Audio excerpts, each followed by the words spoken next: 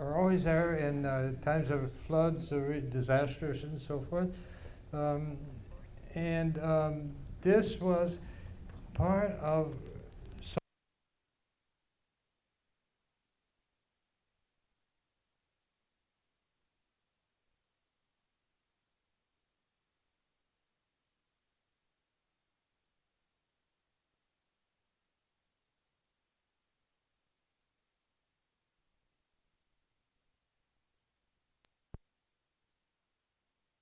said, service, who are you to speak of service?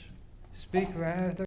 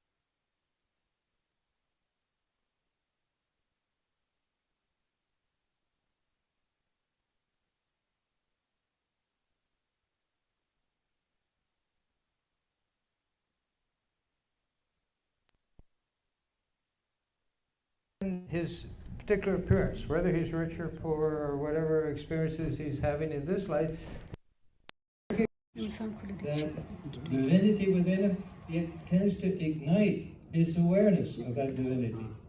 And so this was a whole new concept of worship and of social service, and it was started 125 years ago with the founding of the Ramakrishna Mission. So today we have all our guest swamis from all our centers have come on this very auspicious occasion, and they all speak about the Ramakrishna Mission. First one will be Swami Sarvadevananda from the Vedanta Center Society in Southern California in Hollywood. Swami, he's our most senior Swami here.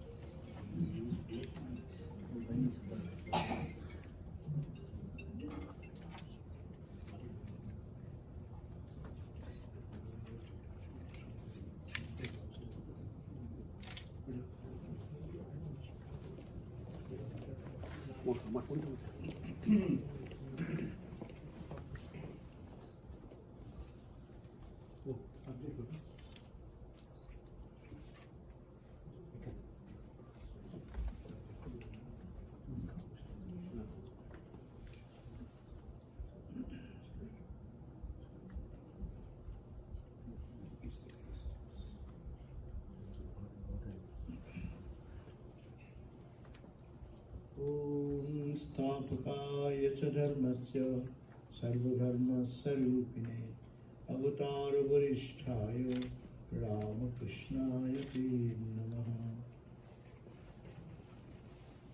We are today celebrating the 125th years of the existence of this Ramakrishna Order, Ramakrishna Sangha. I will speak on the topic of its existence. The Sangha was first started in Buddhism, centering around Buddha, Bhagavan Buddha. And Buddha's intense spiritual practice, its renunciation, its dedication, that created the whole Sangha. In the 19th century, we are fortunate that there was a great advent of the same divine entity, as avatar we called Sri Ramakrishna. He actually planned nothing. But he actually designed this Ramakrishna Order. Apparently, it seems he was unaware of what he is doing. But before his birth, as we know, the avatar descends for the good of humanity, for the welfare of many, and bringing freedom to others for thousands of years. That's the purpose of the advent of incarnation. So Sri Ramakrishna came. This Sangha started, as we have heard just now, in 1897, on the May 1, in Balaram Bose's house, by Swami Vivekananda, after he went back from here. He said that actually he fell in love with this, the concept of this organization. Indian spiritual tradition was there for a long time, and thousands of monks, wandering monks, bearing the flag of renunciation and the spirit of Jivan Mukti and freedom. All these ideas were there, but it was never made a total organizational. Sri Ramakrishna came, he didn't do anything. This whole order started with him actually, though officially this is 125th years of the origin of this Ramakrishna Sangha as an announced organization. So we find that Sri Ramakrishna, when he came, he didn't understand anything. He only showed before us the life of dedication and crying for God and God and God realization. And he cried for mother, mother, mother, and day and night he steeped himself in samadhi and prayer, in meditation, and forgetful about the whole world. And this intense spiritual practice created this whole organization. And what happened when Ramakrishna first saw the divinity as Divine Mother and saw Mother everywhere? It is called Kali Sadhana. When it ended, then he started Naren Sadhana. Then he wanted some instrument through whom his mission will be fulfilled. And we find that he is crying at the roof of Dakshineshwar and calling for young people to come who will be able to absorb this high spiritual tradition, the spiritual truth to carry in life. And so that it will be a movement, so that everyone in the world will feel their freedom, the search for freedom to reach this absolute truth in this very life, or simply God realization. So we find that Sri Ramakrishna is asking, praying for Mother. Mother, send those people, these guys. I am tired of talking about this God with the people who are steeped in worldliness. So this pure soul came one by one. And he tied them with intense love. There is nothing. Sri Ramakrishna is always observing that this, anyone comes with a pure heart. Naren, he first saw when he was so excited and he cried that you are Nararishi Narayan and I'm waiting for you for so many days. Are you to come so late? And he was thrilled to have seen Naren, Rakhal, Baburam, and they're all college students, school students, and have not much freedom to do anything by themselves. But still, his love was so intense that they gave up their studies, left their own other important responsibilities, ignored their other social bondage, and then gathered around Sri Ramakrishna. And Sri Ramakrishna used to tell them, don't come on weekends, there are many people. And used to come and instruct these young boys who are pure in soul. Why he loved Naren and others? Because they see God in them. It is a manifestation of the divinity much more, a pure soul, who can contain this intense spiritual message of renunciation and absolute freedom. So it is, he selected, and the many came, and among them he found his own people. And he didn't create an organization, but what he inspired them to realize God. Latu Maharaj is saying, Latu, does God sleep whole night? Sleep during night? And that gave him inspiration. He never slept, Rakumal never slept in his life during night time and kept himself engaged in meditation and prayer and japa. And like that, he instituted, we read the Gospel of Ramakrishna, we find descriptions how Sri Ramakrishna is spending the whole night and these young boys are lying in the same room. At midnight, he's pushing them and go to do meditation and prayer in the Panchavati and in other places. And then gradually his sickness came. And the sickness also, he himself said, it is to select who is interior group and exterior group. And those who find that he has sickness and cancer, they will live. And these young boys then gathered around, and some devotees gathered around, and they loved Ramakrishna. And Sri Ramakrishna moved to Dakshineshwar, to Calcutta, and then when he was in the Kashi, what is that? Sambhajan, Shampoo. When he went to Shampoo, his disease was worsening, and you find that these boys are gathering around Ramakrishna more intensely, and they fall in love with Ramakrishna. Ramakrishna fell in love with these boys. And then we find that his treatment was continuing, and Ramakrishna moved to Kashipur Garden House, and there we find the real Ramakrishna order is being created, as it were. And we find that day and night they are all given up their school, other responsibilities, and they are serving Sri Ramakrishna. And Sri Ramakrishna loved them so intensely. And one day he said, if you all stay, then I can lift this body. But his mission was to gather together, and there we find that Sri Ramakrishna is making a leader, is Vivekananda, Naren. And one day he said, Naren, I have given you everything. And he was into tears when Sri Ramakrishna touched Naren and asked Naren to come close and gave him and said that Naren, I have exhausted everything I had, all my sadhana and everything I have given to you. You will do good to the world with this power. And that, he was in tears, he exhausted. He entered into Swami Vivekananda. One day in Balaram Bose's house, that story happened, that Ramakrishna was crawling towards Swami Vivekananda, the young Naren. And Naren was saying, lo, that old man is entering into me.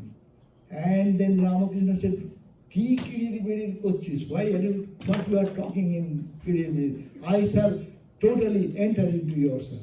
And actually, that is where Sri Ramakrishna, his whole spiritual sadhana, his whole spiritual force, which has been added for the good of the humanity in this current age and also ages to come. He entered into Vivekananda and that force, and he said that you will keep this, all the boys stay around and let them don't go back home, and let them do spiritual practice and make themselves all realized souls. And Swami Vivekananda followed that instruction. So it was the starting or existence of the Ramakrishna movement, or this organization, what we are talking about, 125th years. It was actually started by, there is the birth of this holy order with Ramakrishna and the Ramakrishna's disciples, lay disciples, as also the monastic disciples. I talked about the monastic more, but there are lay disciples also gathered around Girish Ghosh and Master Masai and others, Balaram Bose, and also Ram Babu and others, they so all loved Ramakrishna to such a deep depth. They served him till the grave. And that is the foundation of this holy organization. And it was established for twin purpose, for realization, God realization. And God realization as also seeing God in others and serving God in others. As it is Sri Ramakrishna himself has proclaimed to Naren. And Naren got those ideas. What is found in the Ramakrishna order afterwards? in the rules and regulations, and also in the transmission of the spiritual idea. It is all Ramakrishna. Swami Vivekananda said, I didn't say anything, I didn't do anything. It is all Sri Ramakrishna speaks through me. So this is this vast organization. We are proud to belong to this organization, which is non-sectarian, which always talks about the divinity in the soul, and there is boundary, beyond boundary of spirituality. That is, we are proud that we, the monks and devotees, we are all proud to belong to this order, and it is started by Sri Ramakrishna. So our goal will be to remember Sri Ramakrishna's renunciation, Sri Ramakrishna's dedication, Sri Ramakrishna's ideal of God realization in this life and this very life here and now. I crave the blessings of Sri Ramakrishna for our own spiritual development. Thank you.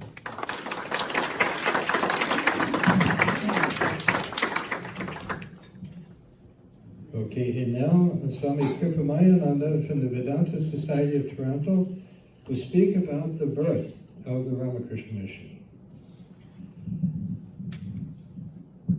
Good morning.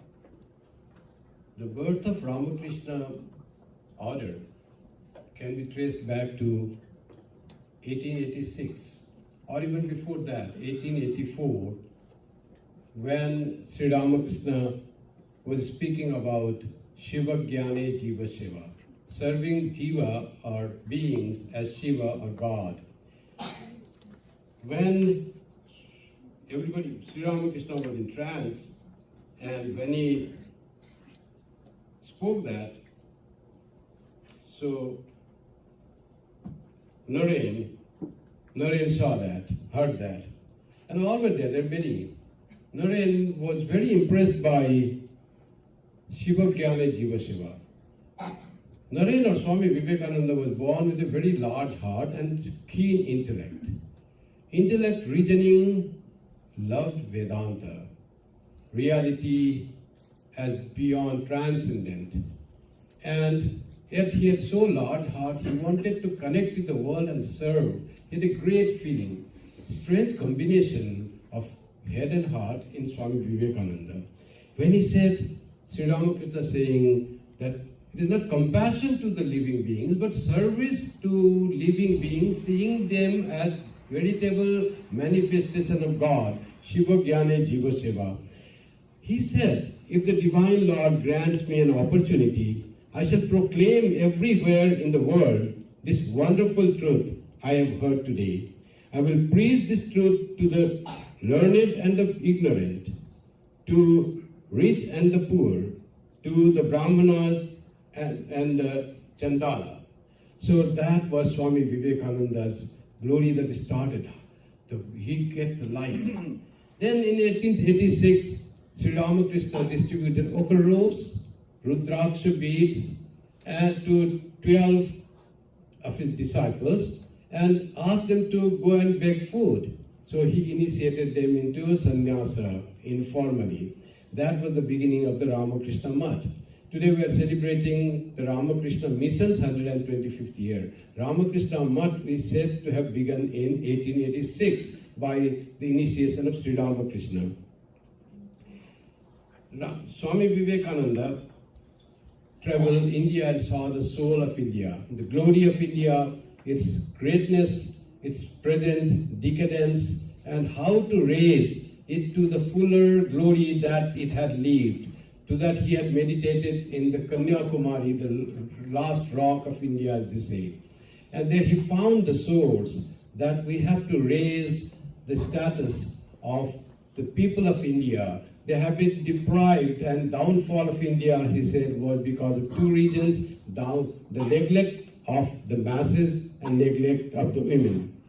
So after coming to the West, and he saw great organization doing wonderful work, and he one day said to his landlady, that I have fell in love. The landlady asked, with whom you fell in love? He laughed and said, it's not to anyone, but to the idea of forming an organization. So he decided there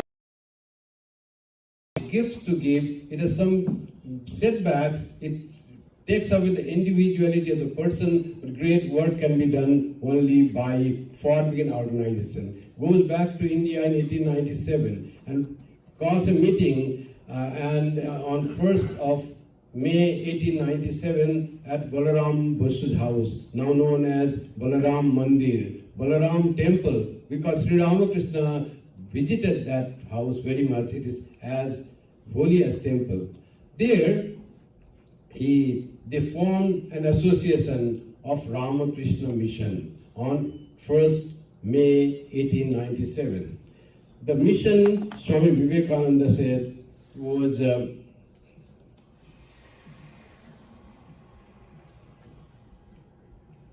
has to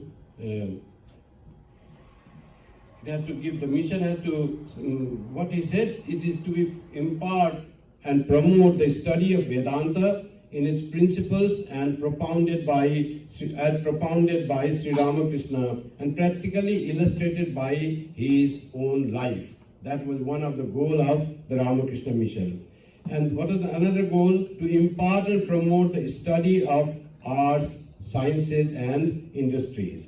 The third was to train teachers in all branches of knowledge above mentioned and letting them go and really do the work. The fourth was to carry on educational work among the masses. Swamiji never forget that uplift of the masses was very important if India has to rise. And rise of India will be for the betterment of the world, for the welfare of the world. Ramakrishna Math and Ramakrishna Mission, twin organizations with its headquarters in Belur Math, India, and the trustees of the Ramakrishna Math are the governing body, members of the governing body of the Ramakrishna Mission. They have different accounts, they have difference in only organizational level, otherwise both have headquarters in there. The General Secretary of the Ramakrishna Math is the General Secretary of the Ramakrishna Mission. The public looks upon both twin organizations as a order of monks, all renouncing monks, as the Ramakrishna Math, and for the Ramakrishna Mission is looked upon as the organization for social service, for the work for the elevation of the masses by imparting education and by giving, as Swamiji said, as Swami Varadanandi said in the beginning, by health, education, orphanage, distress relief, natural calamities relief, all Ramakrishna Mission is doing, from primary school to the university, from charitable primary health centers to the big 500-bed hospitals that the Ramakrishna Mission runs all over India and in many other places of the world. Ramakrishna Mission centers are there running schools. Ramakrishna Mission is strange. It's looked upon as a very unique type of Hindu organization where it is socially conscious but politically unconcerned philanthropic body. It is a organization with intriguing apathy for, it is a missionary organization with intriguing apathy for proselytization. It is a somewhat strange Hindu body with as much as love for Krishna as for Christ, as much veneration for the Vedas as for the authentic scriptures of other religions of man. This broadness of the born of the realization of Sri Ramakrishna, Swami Vivekananda, and prayer of Holy Mother formed the Ramakrishna Order. Ramakrishna Math in 1886, Ramakrishna Mission in 1897. It goes on, it marches ahead, doing the service, selfless service for the good of the world, for the benefit of the world. And this was, I have to say, thank you very much.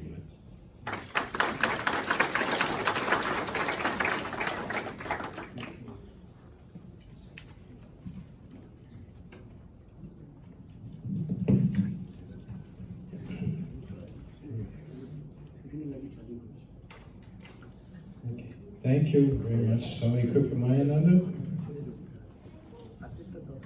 And now Swami Prapanananda will speak on the growth of the Ramakrishna mission in India.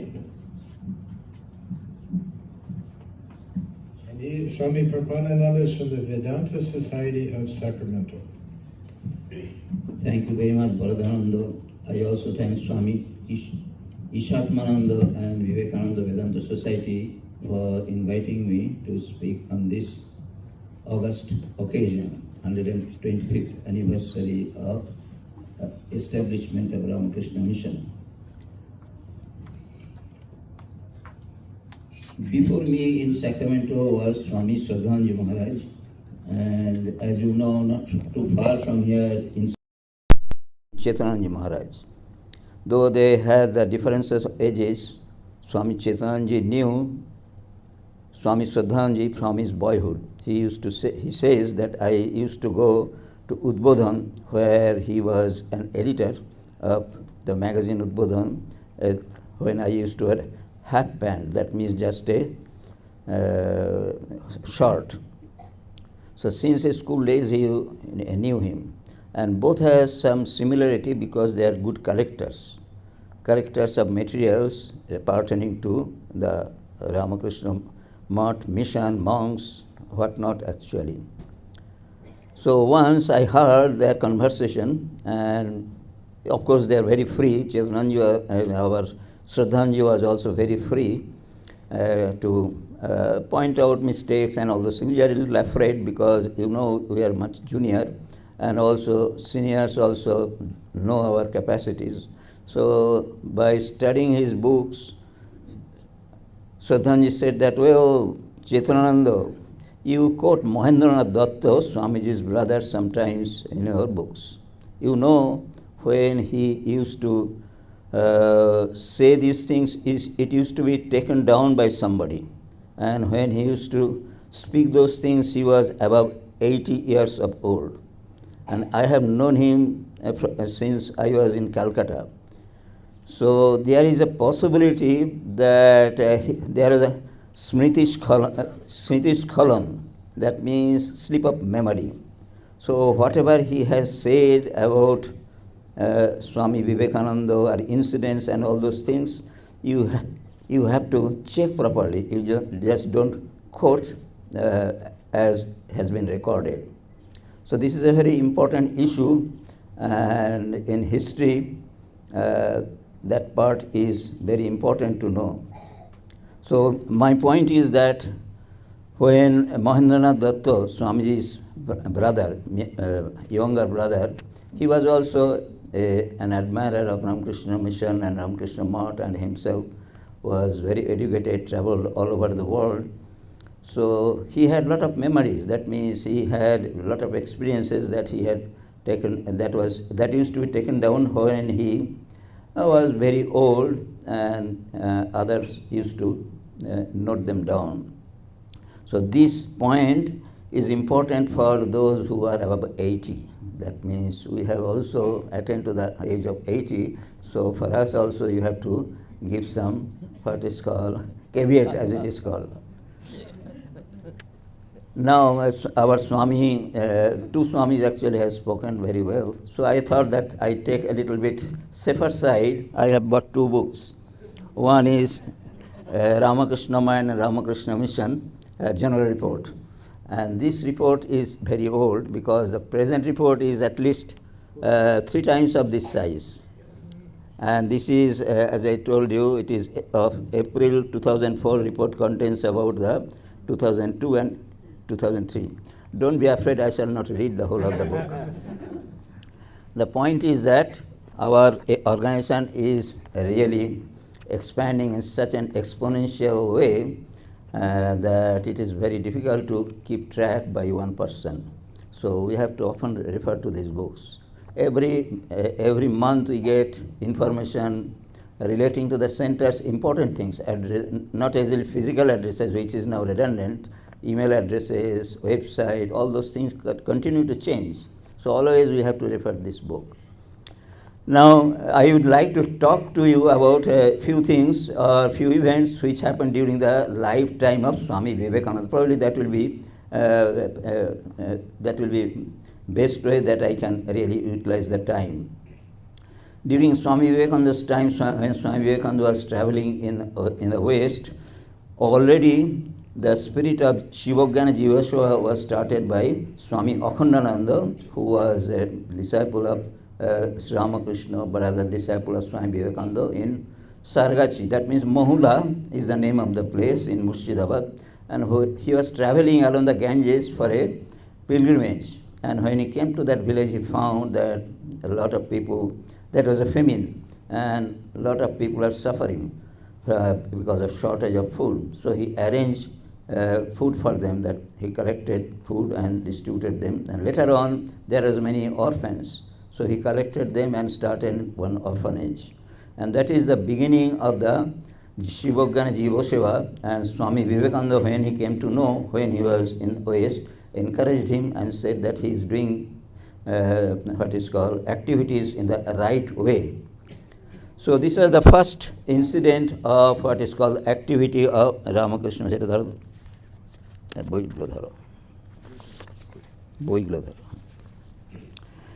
Then that was the first relief work, we can say, that was started.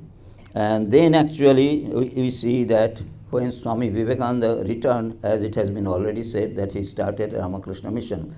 Ramakrishna Mutt technically was started by Sri Ramakrishna, but registration and all official things were done later.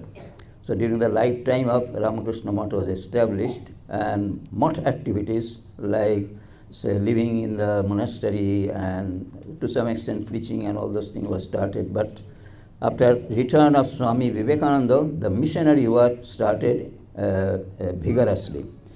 So when he came, when he was in this country, he encouraged one magazine to be published, which is known as Prabuddha Bharat, and it used to be published from South India, and that magazine was started in 1899.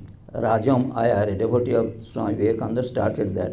He passed on, and it was difficult to continue publication there, continued publication from there. So Swami Vivekananda, when he returned, he brought to Almora, and from Almora to Mayavati.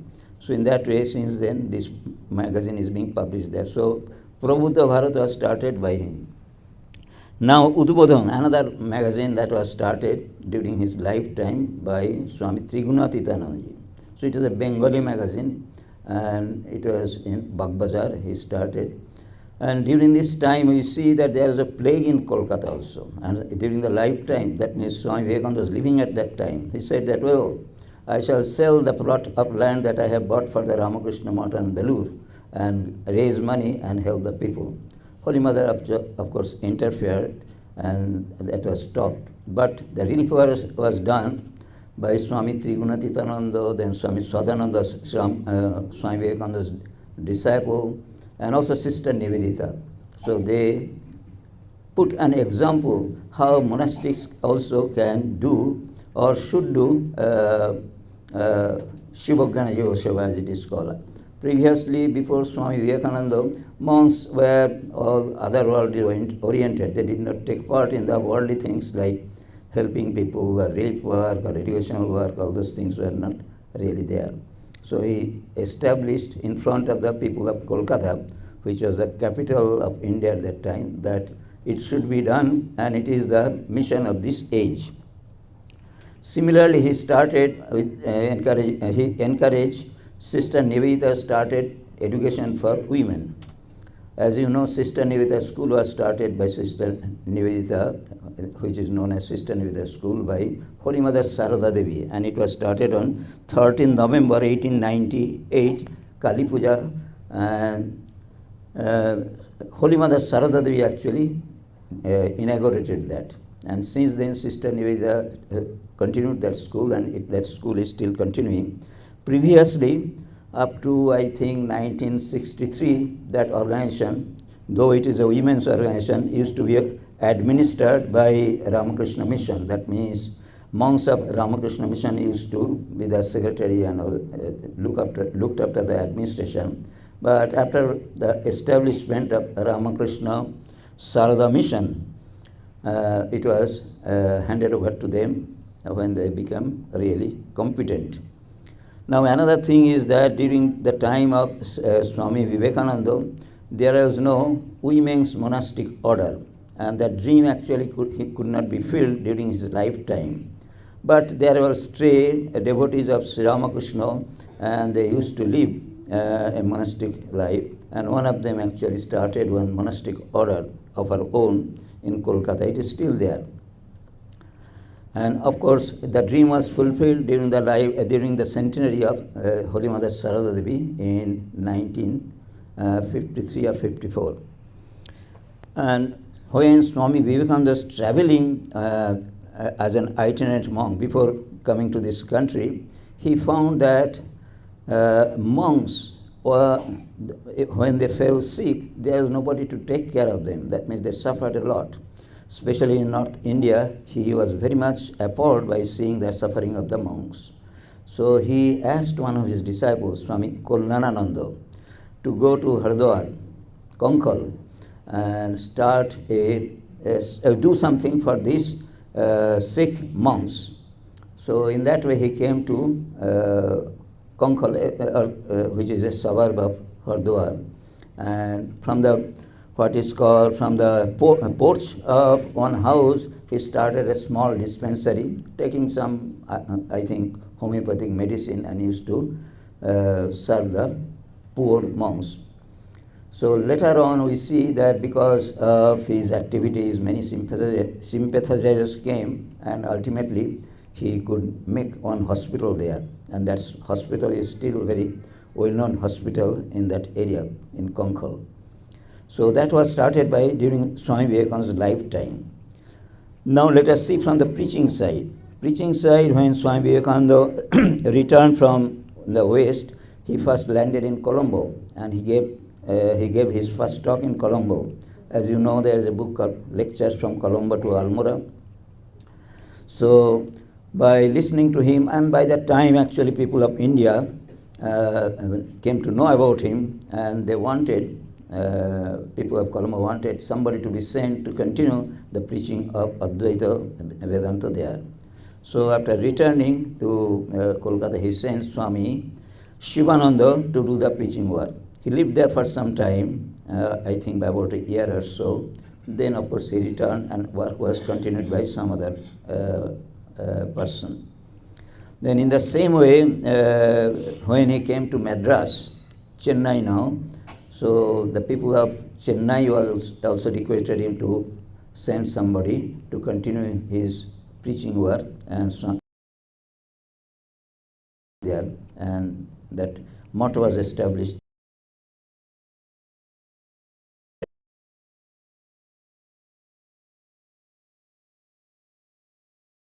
years ago, and now the book is 3 times of that. That means general report. All the reports, just what is called a few paragraphs only they contain. So work has proliferated, what is called exponentially, as it is called. So in the same way, when Swami Vivekananda was visiting Varanasi, one local king of Bhinga, he actually gave some money to Swami Vivekananda, asking him to preach Advaita Vedanta in the seat of learning in Varanasi. And Swami Vivekananda accepted that money. And it was the last phase of his life. That means it was 1902. And he thought that, well, I have committed to this gentleman that I shall start one place for learning Advaita philosophy.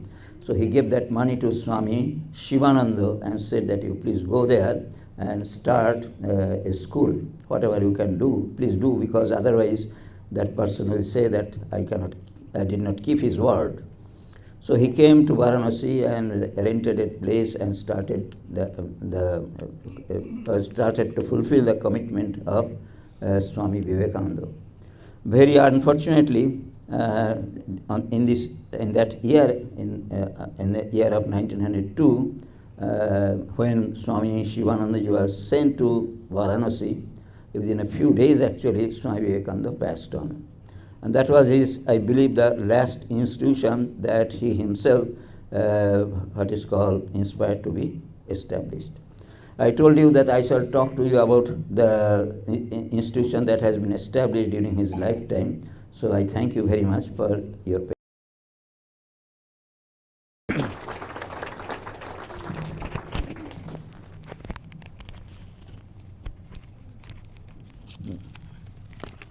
Thank you, Swami Bhagavananda.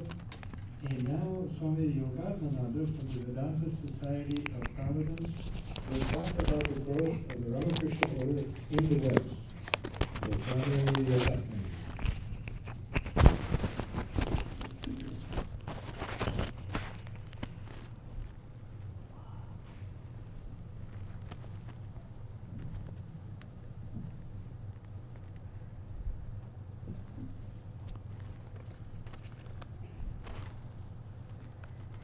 Revered and dear Swamis on the dais and all the devotees who have assembled.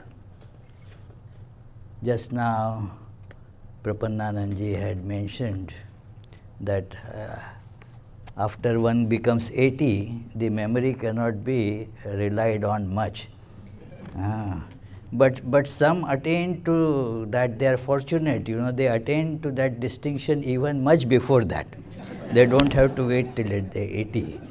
They are fortunate because, I remember my predecessor, the great Swami Sarvagatananji, had told me multiple times, that the secret of happy old age is good health and bad memory. So it is, the memory sometimes becomes so short. There is a story about that, how memory can be very short and very fickle. That one patient went to doctor. He said, "Doctor, I forget things very fast, very quickly." Doctor said, "Oh, so sad. Tell me since when it is happening?" And this patient says, "What since when?" So it is. So therefore I also brought a few notes. The purpose of telling this is I also got a few notes to speak from. And the question is where to begin from. I was listening to these great talks here. So, somehow I will begin. So holding the microphone and not talking for too long is not good. So I will begin somehow that it is that let us think of that time when Sri Ramakrishna saw that he is going to have some white-skinned devotees.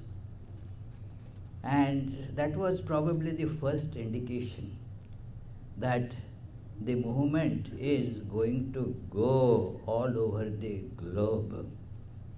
As we know, the students of Bhagavad Gita, that the all-pervading divinity assumes a human form according to the need of the age. This is the need of the age, that the incarnation, the God in flesh and blood,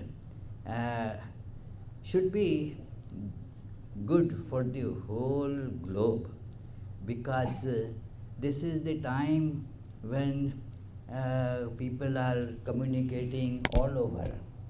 You just flip some small device from your pocket called cell phone, smartphone, and start talking to somebody in China. So it is, and people are actually physically also have moved all over. So the ideal should be something which can be understandable, acceptable by people all over, not limited to say only India or only Midwest or only to the Western world. The ideal should be comprehensible and useful for the whole humanity, wherever the person may be, whatever cultural background that the person may be coming from. This universal ideal must get expressed. And as I was listening to this great idea that Sri Ramakrishna entered Narendranath, and through the body of Narendranath he travelled to West. It is Sri Ramakrishna travelling in the body of Narendranath. Because Narendranath, the personality is very contrasting. Sri Ramakrishna, a village man, illiterate, more or less, and very rustic in appearance. How would you think? Just try to imagine Sri Ramakrishna in the body of that Sri Ramakrishna, that priest from Dakshileshwar, Choto Bhattacharya, that Sri Ramakrishna standing on 11th September at the Parliament of Religion and giving that Sisters and Brothers of America, just unthinkable. That is, but Sri Ramakrishna knew how to do it. Let me change my cloak. Let me change my appearance. Let me change my appearance to this young man who is tremendously learned. How this Narendranath, how much learned he was, well, to describe it, I will take a book, that he was master in so many disciplines of modern education, sciences, arts, and skills in debating, tremendous faculty of logic, all with all these endowed in this persona of Narendranath Swami Vivekananda. And sitting in that person, now Sri Ramakrishna travelled all over the globe. I am going to confine my talk only what happened in the West, how the movement expanded in the West. And as you know, the need here, as in the Parliament of Religions, Swami Vivekananda saw for first hand that too much emphasis is given on sin. We are sinful, and we have to therefore keep on praying to redeem ourselves from the sin. I am a sinner. I am a sinner. And Sri Ramakrishna had condemned that if you keep on saying I am a sinner, that fellow, he would say that Shala, you become sinner automatically. So because what you keep on saying, you are meditating on that, I am whom I am, instead of meditating on I am divine, I am sinner, I am sinner. What are we meditating on? Sin, I am sinner. And so ultimately you end up in becoming a sinner. So Swami Vivekananda saw this problem. This is how the preaching had been taking all over, that based on the original sin. Actually, in Christianity, if you see the works of Thomas Aquinas, thank you, Thomas Aquinas, that it is original sin is actually the privation of original divinity. Divinity is first. So the emphasis should be on that. So Swami Vivekananda started preaching that ye the children of immortality.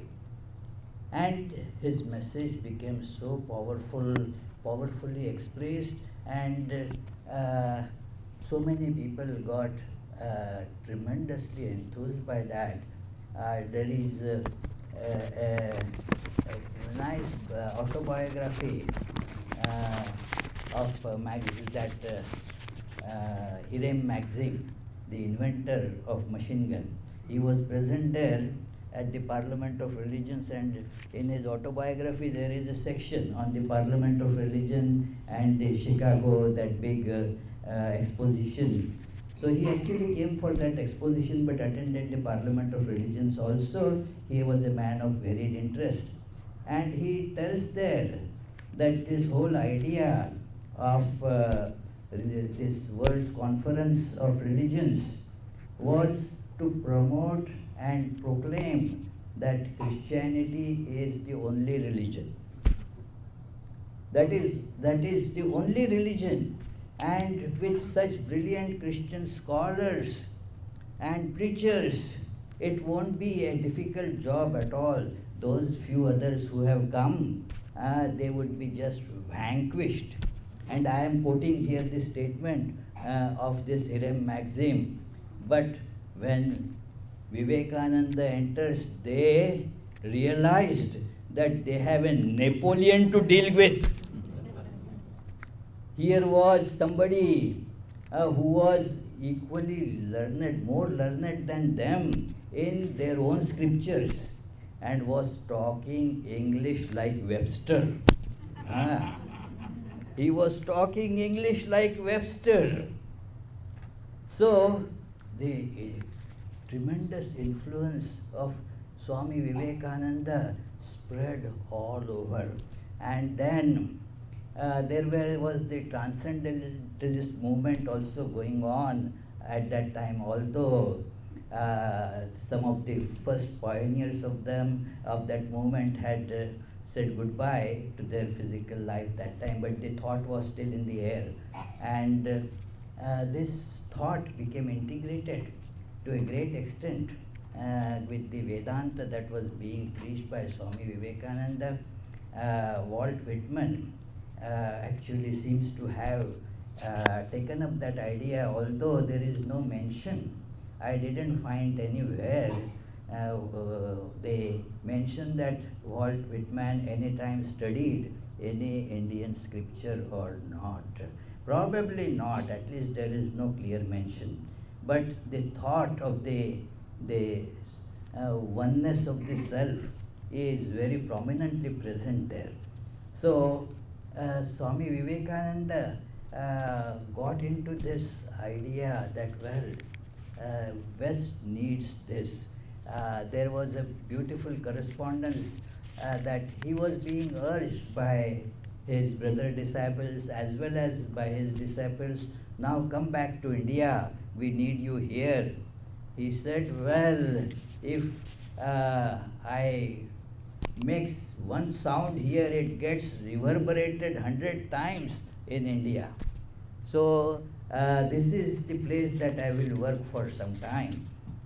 And the first Vedanta Society, very important thing in the West that Swami Vivekananda did at that time, he did not use the name of Sri Ramakrishna in giving the name of any organization.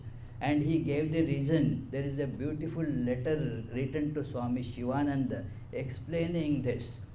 And the letter is so beautifully written, Vivekananda as it were pouring out his devotion to Sri Ramakrishna there, that if you ask me, Tarakda, that was the name of Shivananda, then I will say that in this age, this statement sounds like very fanatic statement, but look at Vivekananda, no fanaticism in at all. So keeping that in mind, one should read this great statement that to me, every word of Sri Ramakrishna is greater than all Vedas.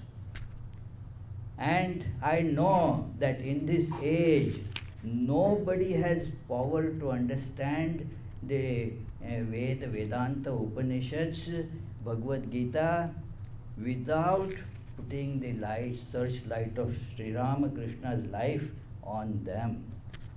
But if I start taking the name of Sri Ramakrishna every now and then, all work will be lost.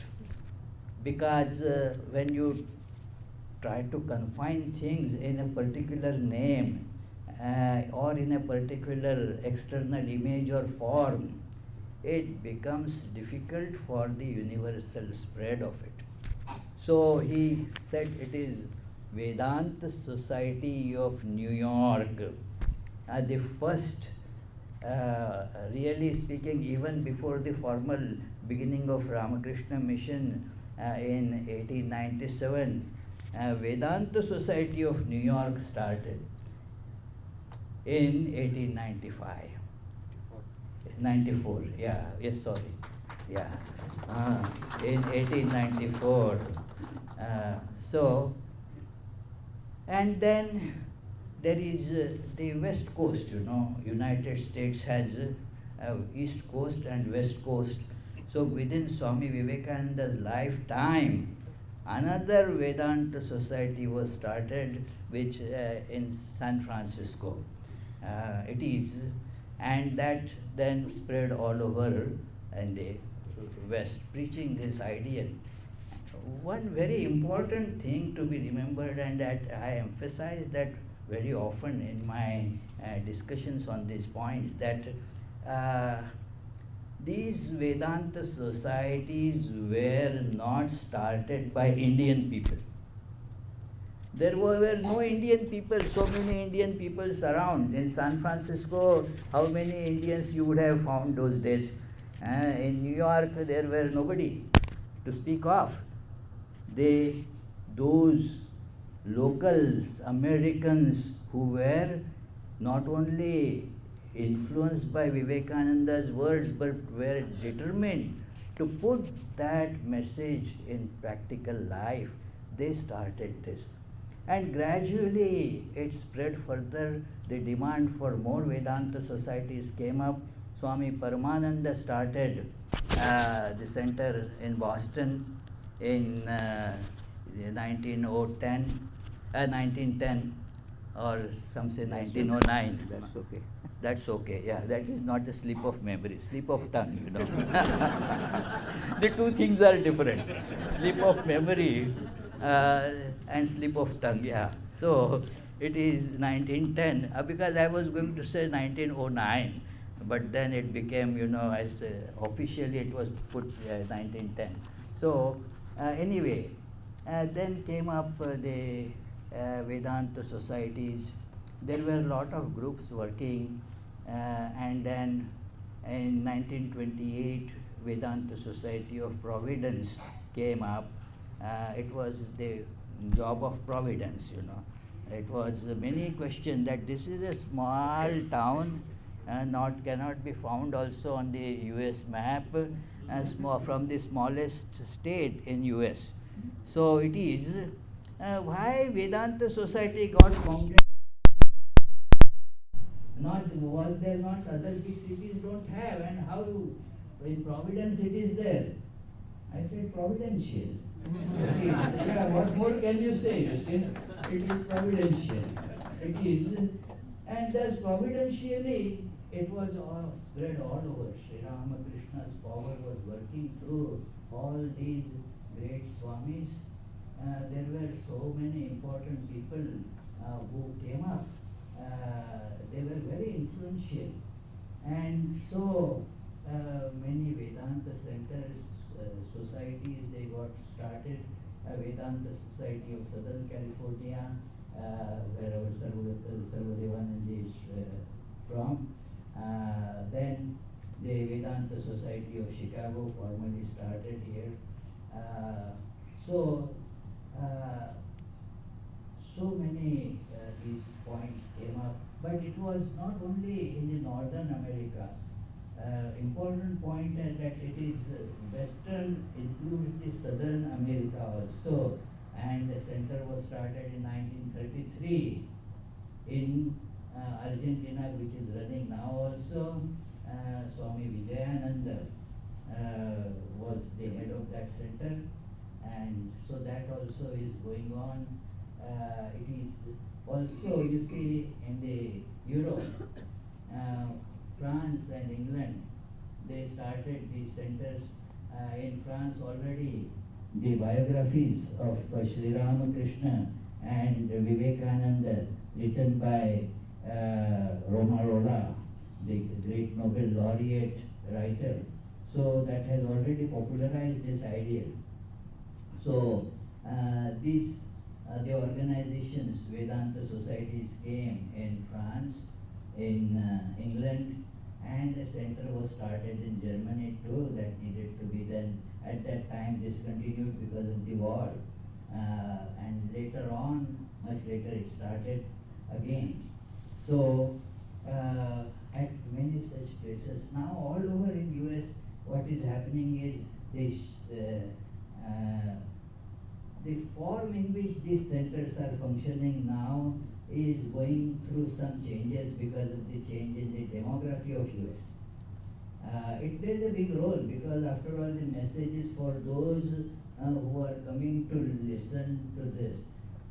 In US, the number of Indian people is increased a lot.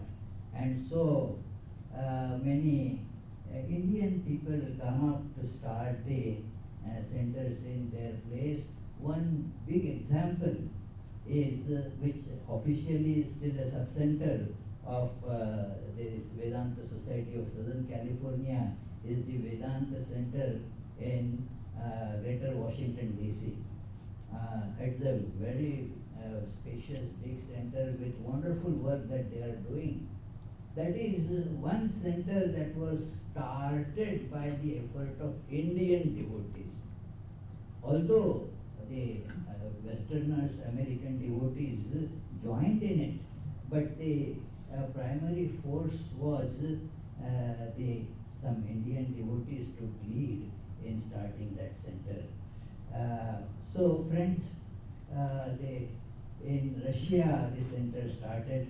It is growing. There is a lot of demand in places like Italy, then in Spain, to start centers there as well. So Australia cannot be called East, the West, so you have to call it East. So I will not include Australia in my discussion today. Western world. It is Western world, you are correct. It is Western world, but not really West. So thank you very much. I conclude my remarks here and hope the work in the West increases in the lines or the directions that given by Swami Vivekananda. One thing that we have to remember is that it should go on without making it into Indian clubs. You know, it is a very difficult challenge that the Vedanta Society should remain Vedanta Society. Indian clubs are very good, you know, India associations and all wonderful places for that kind of activity. But Vedanta Society should retain its universal this texture, universal message, and should conduct the activities in such a way that every single person, whether from India or from America, will get the benefit from it. One great beauty of Swami Vivekananda's preaching was he preached the message on the cultural and historical background of the West, the philosophical background of the West. And so people here could relate to it. Otherwise it would have become very difficult. And so we must keep that in mind to preach this message as it is going to be preached to West further. Thank you very much.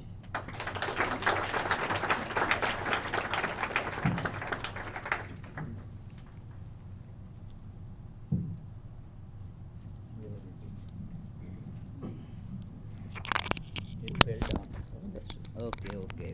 You know, good. Therefore, it didn't create any interference. Thank you, Swami Vivekananda. Very nice talk. Now we invite our opera singer, Daniel Hendricks.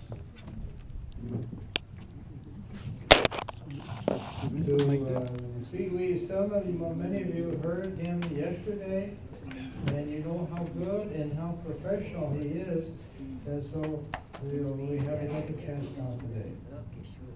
Yeah. That's good. Thank you.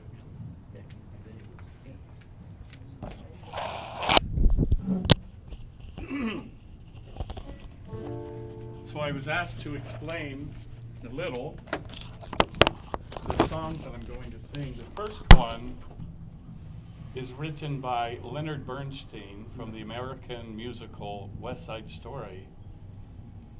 And it's about a people from another place, Puerto Rico, coming to the United States and trying to find a home, a place where they fit. And I was overwhelmed a bit as I drove in today, and I saw that all of you have found a place to fit. And when you fit, I fit better as well. America. You are bringing the wisdom, the love, and the compassion to our country. Thank you. So the song says, there is a place for us, somewhere a place for us. Peace and quiet and open air wait for us somewhere. There's a time for us, someday a time for us. Time together with time to spare, time to learn and time to care. Someday, somewhere, we'll find a new way of living, and we'll find a way of forgiving somewhere.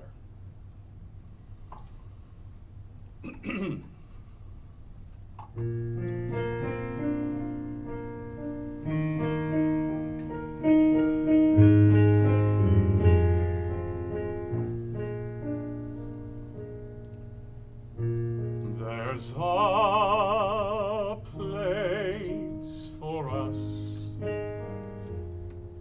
somewhere, a place for us.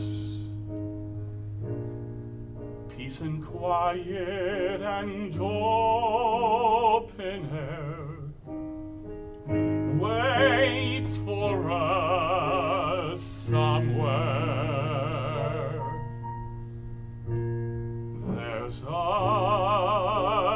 time for us someday, a time for us. Time together with time to spare, time to learn, time to care. Someday, somewhere, we'll find a new way of living. We'll find a way of forgiving somewhere.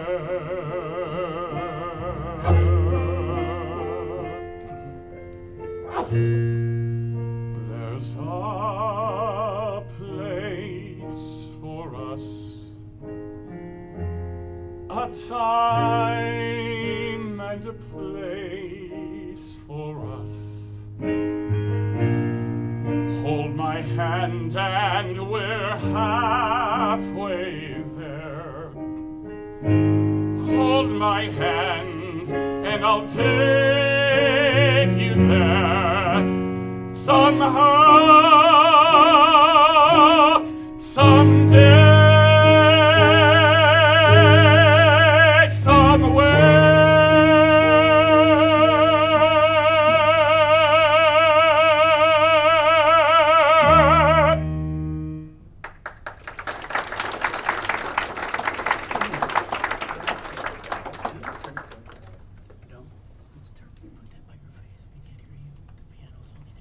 Okay.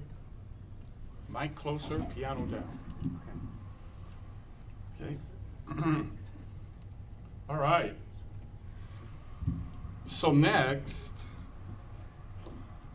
a few years back, frequently I meditate at the piano. And as I do so, frequently a divine presence comes and a song just comes out spontaneously without me thinking words, without thinking a melody. And about 10 years ago, I was sitting at the piano and playing these chords. Turn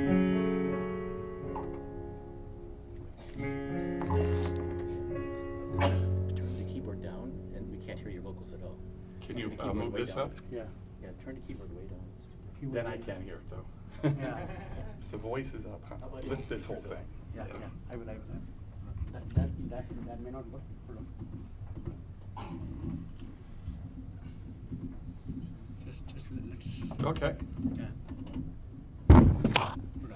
How about that?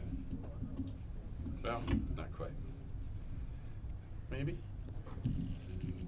Just.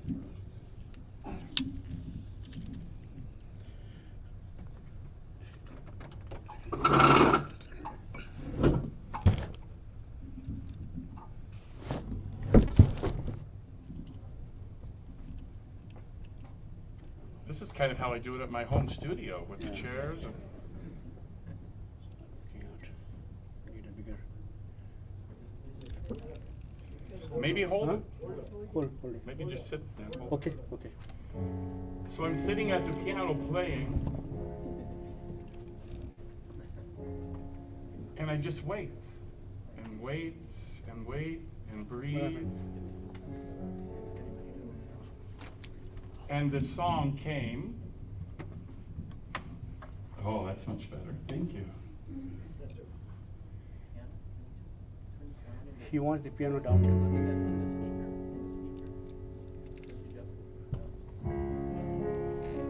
So the song came to me, and it said, and this was in literally 3 minutes, straight through without stopping. It said, look at me and breathe. Look at me and see. Look into my eyes, little one, and know that fear is gone within your soul. And know you know that you are not alone. Feel my breath within. Free your heart again. Feel the passion my presence can be. Come walk with me and see your heart is whole. And know you know that you are not alone. Come walk with me to a place where love is everything, where each thought creates imaginings, and where the truth of who you are begins to be. Come walk with me to a place where time is standing still, where dreams aren't dreams, they're very real. Take a breath and walk with me. And as I finish that song, I am out of my body, and only way I can describe it was I'm in a place of absolute love. There's no up, there's no down, there's no left, there's no right, there's no pain, there's no judgment, there's no fear, only love. And as I came out of that place, tears running down my face, I felt as if the DNA in my body had changed. I felt like that person I was before was no longer that guy. So now after that emotional talk, I'll try to sing it. Know you know.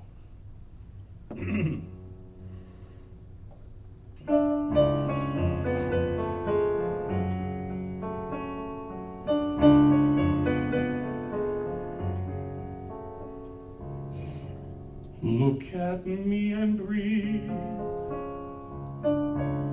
Look at me and see.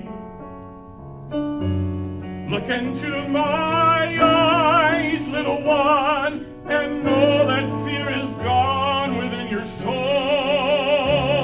And know you know that you are not alone.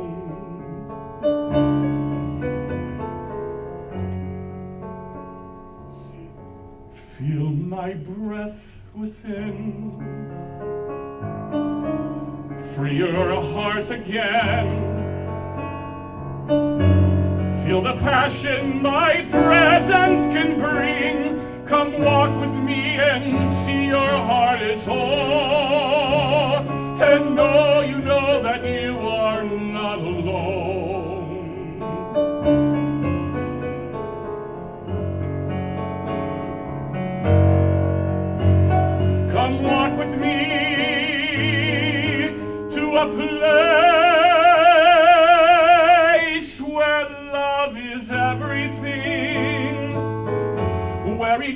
thought creates imaginings, well, the truth of who you are begins to be. Oh, come walk with me to a place where time is standing still, where your dreams aren't dreams, they're very real. Take a breath and walk with me.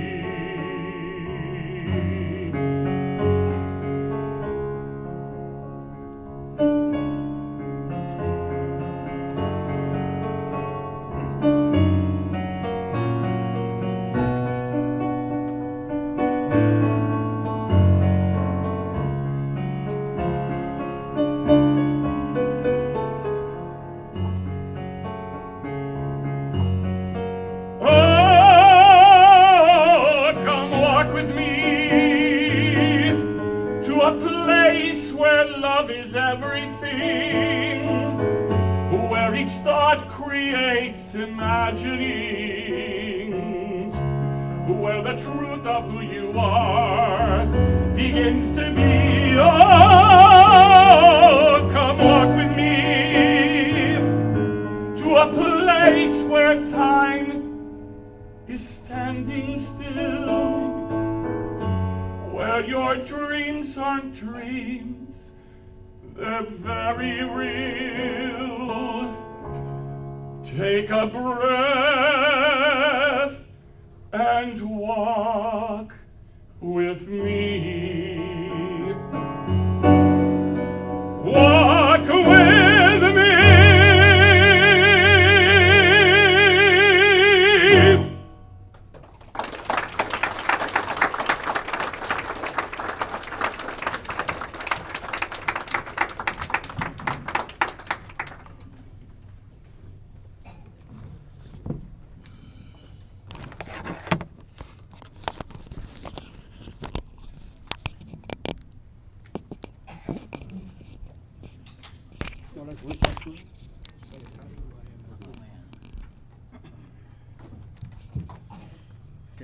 Please connect this one. You have to put this here like this.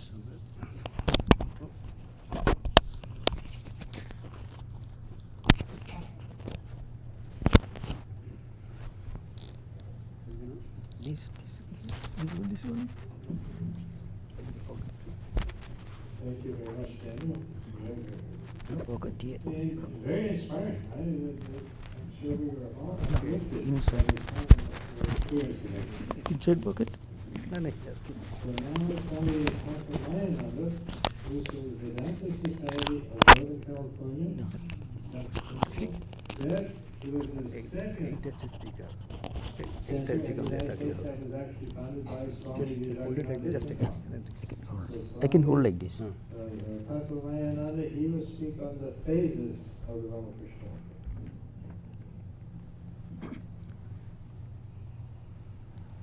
My namaskar and pranams to all the revered Swamijis, and my greetings and namaskar to all the devotees.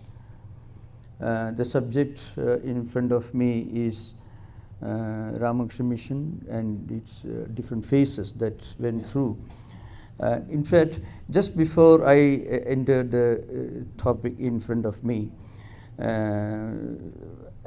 Swami Yogatmanandaji just mentioned that I have to say a few things about one very wonderful Vedanta work that's going on in one of the European countries, in Spain, with an absolutely wonderful work carried on by Spanish monks, Spanish nuns, who preach Vedanta and Sri Ramakrishna Vivekananda philosophy to their fellow Spanish people without any connection with the Indian diaspora in Spain.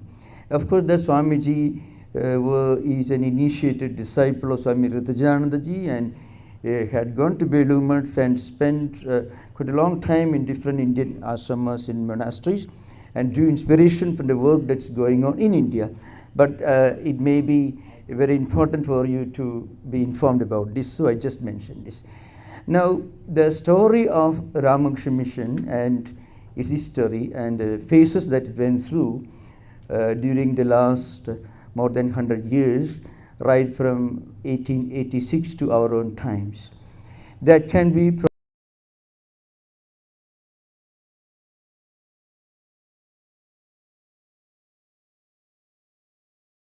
monasticism from 6th century BC to Ramakrishna Vivekananda's times in 19th century, 24 centuries of Indian monasticism. And if you get a bird view of this interesting journey of a great monastic ideal, then you'll appreciate what a new paradigm in monasticism that Vivekananda actually brought in when he founded Ramakrishna Order. Actually, Ramakrishna Order came into existence that day and the moment when Sri Ramakrishna gave Garva clothes to his disciples. It was really a very revolutionary movement, a very revolutionary paradigm shift. You know, paradigm shift was used by Thomas Kuhn to refer to a particular period during which a series of discoveries, scientific discoveries, will dominate over a period of time the thinking of the people. That's what he says in his well-known book 1962, The Structure of Scientific Revolutions. Now, I shall begin with this story. Indian monasticism begins with Buddha, and its latest dispensation paradigm begins with Vivekananda and Sri Ramakrishna.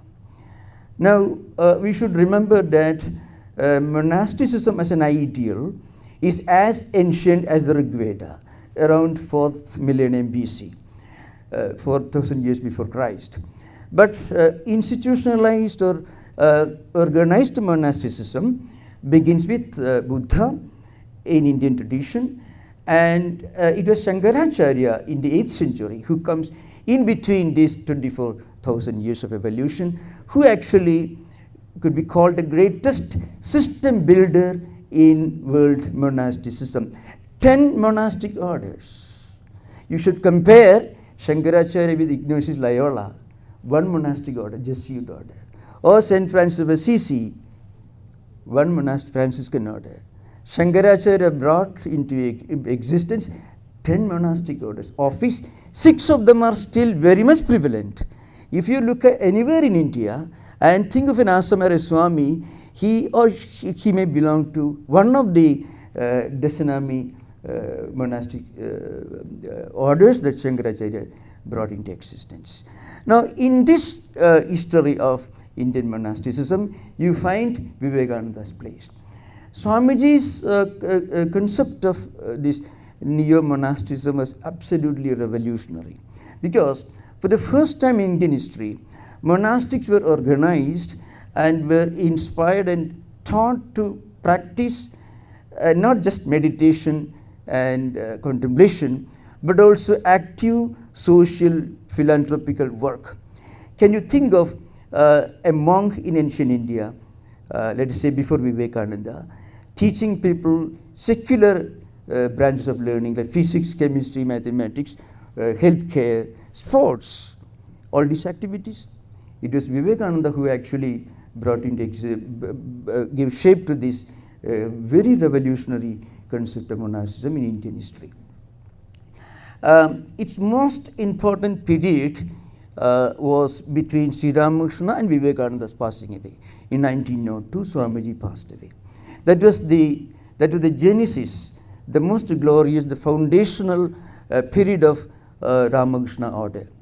After Swamiji passed away, up to 1920, when Holy Mother passed away, between Swamiji's passing away and 1920, Ramakrishna Order was actually run by the spiritual power, the spiritual blessings of Holy Mother, which Sri Ramakrishna had already predicted, and Sri Ramakrishna had already handed over to Holy Mother responsibility of presiding over, spiritually speaking, presiding over this Ramakrishna Order.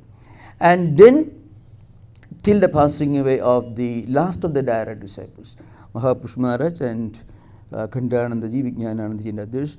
And from 1940 onwards, we begin a new era where most of the great monks who inspired and taught and who led Ramakrishna Order were the disciples of either Holy Mother or Swamiji or other direct disciples of Sri Ramakrishna.